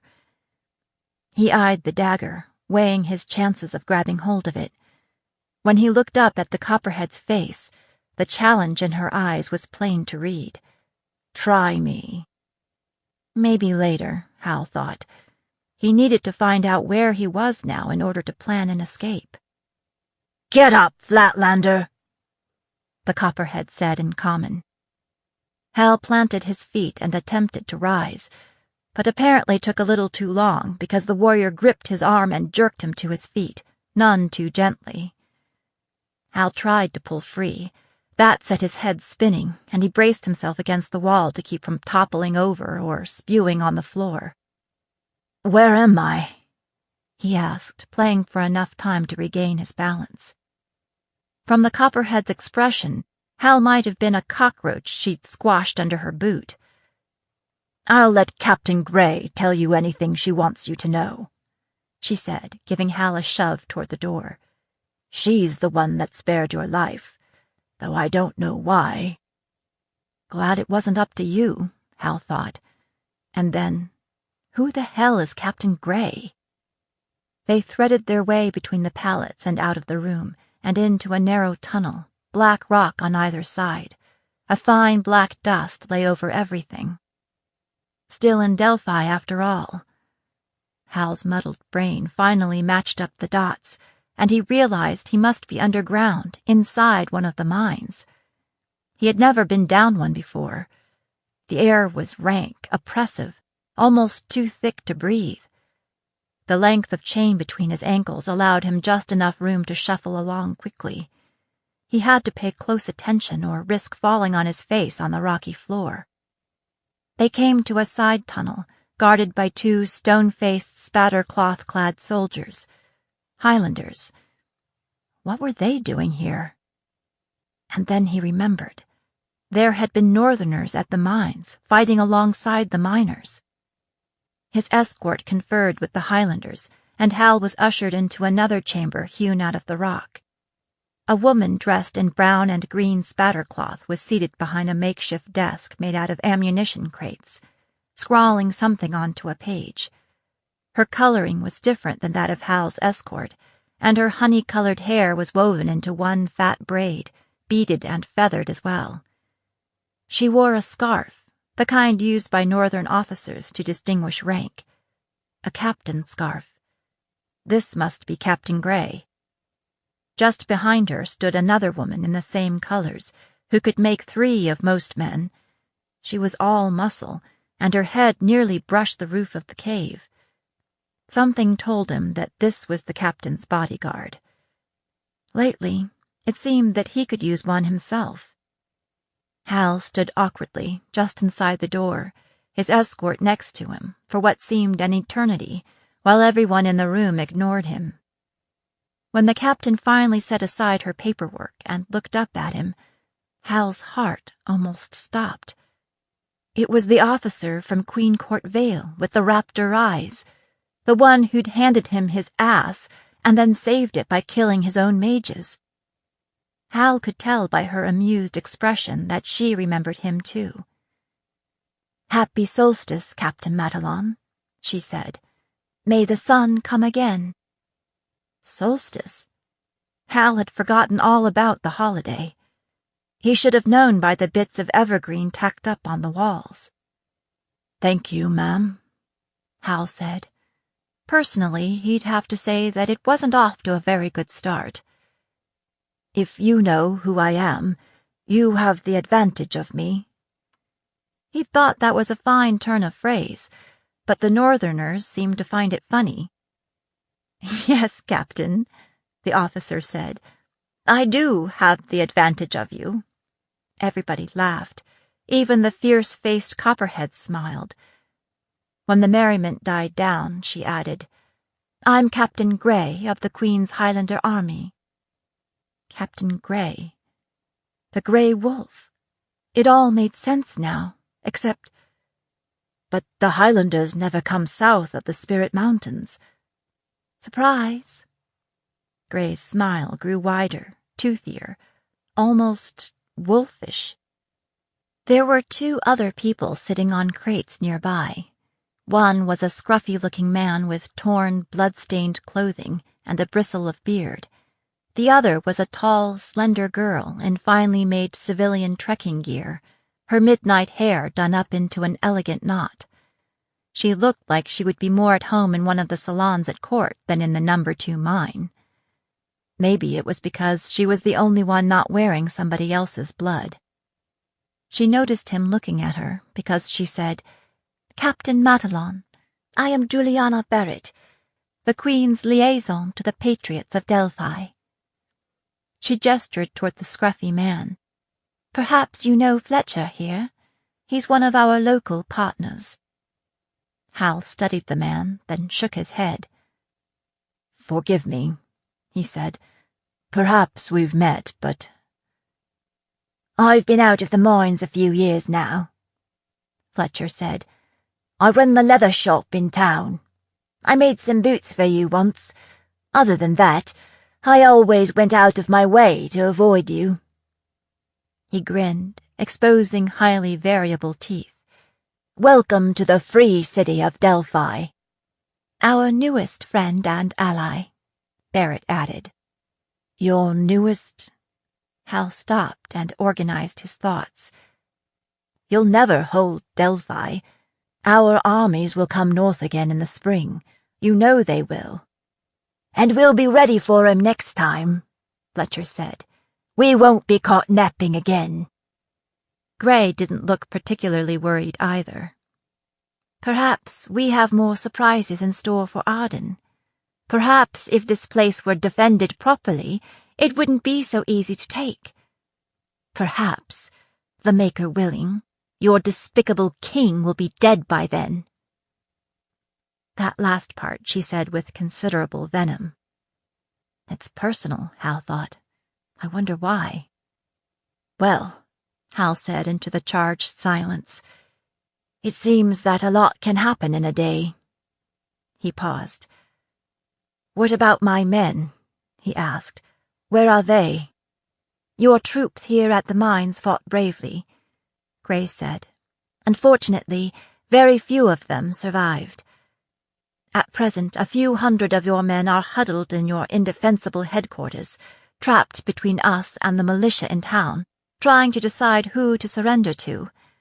So far, the miners have taken the town from the Ardenine Blackbirds, killed most of them, and driven the rest out of town.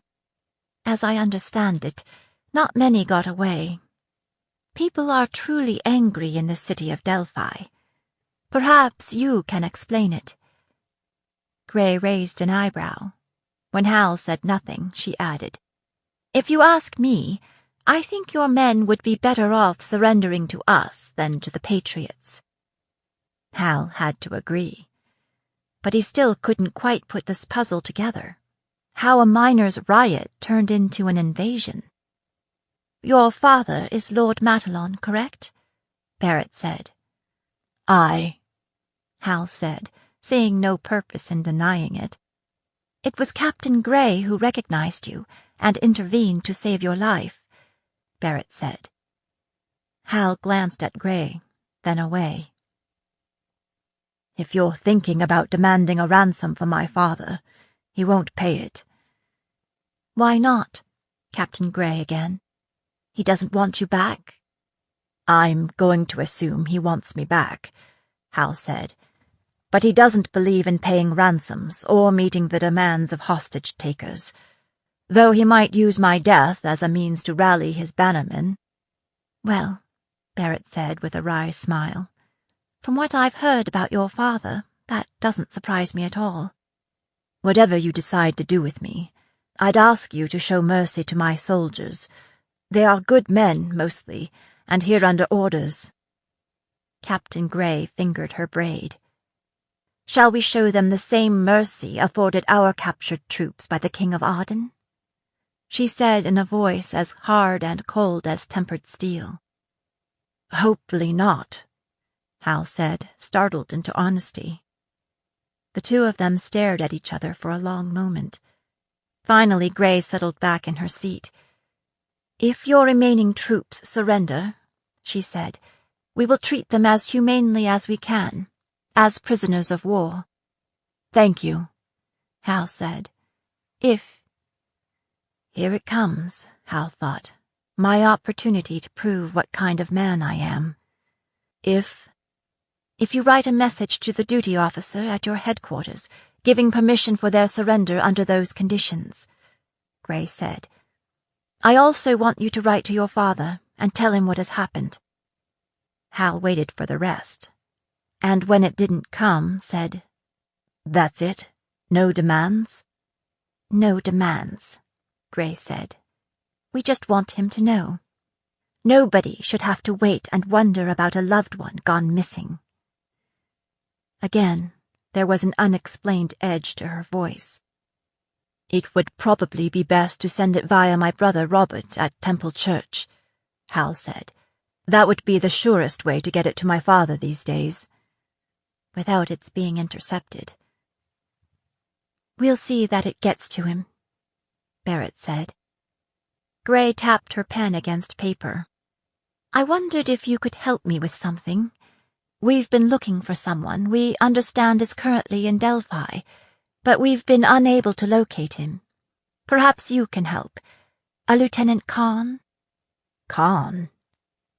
Hal shouldn't have been surprised. Northern spies were everywhere.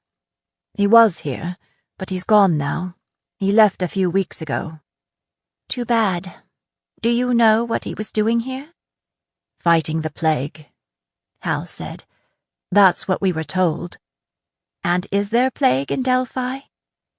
Hal hesitated, unsure what he could say without betraying his command. "Lieutenant Kahn said there was plague in Delphi, so there must have been. I never saw it myself." Gray came to her feet and dusted off the seat of her breeches. She was a tall one, too. She almost matched him in height. "The miners say they haven't seen any plague either. So why do you think Kahn was here?" Hal met the captain's eyes, and for some reason found himself telling the truth. "This is just a guess, but I believe he was looking for a particular girl." Gray studied Hal, then nodded, as if she'd decided to believe him. "Why did he leave, then?" "I believe he found her," Hal said. 23. Flamecaster. The saddlery in Middle Sea was a busy place, and the tanners and joramers should have been used to custom orders from the multinational clientele who came and went through the port. Still, The clerk behind the counter raised his eyebrows when Jenna Bandolo gave him the sketch of what she wanted made. He turned the drawing this way and that, as if thinking that he had it upside down. "What's this for again?" Jenna had her story ready. "I'm a performer in a traveling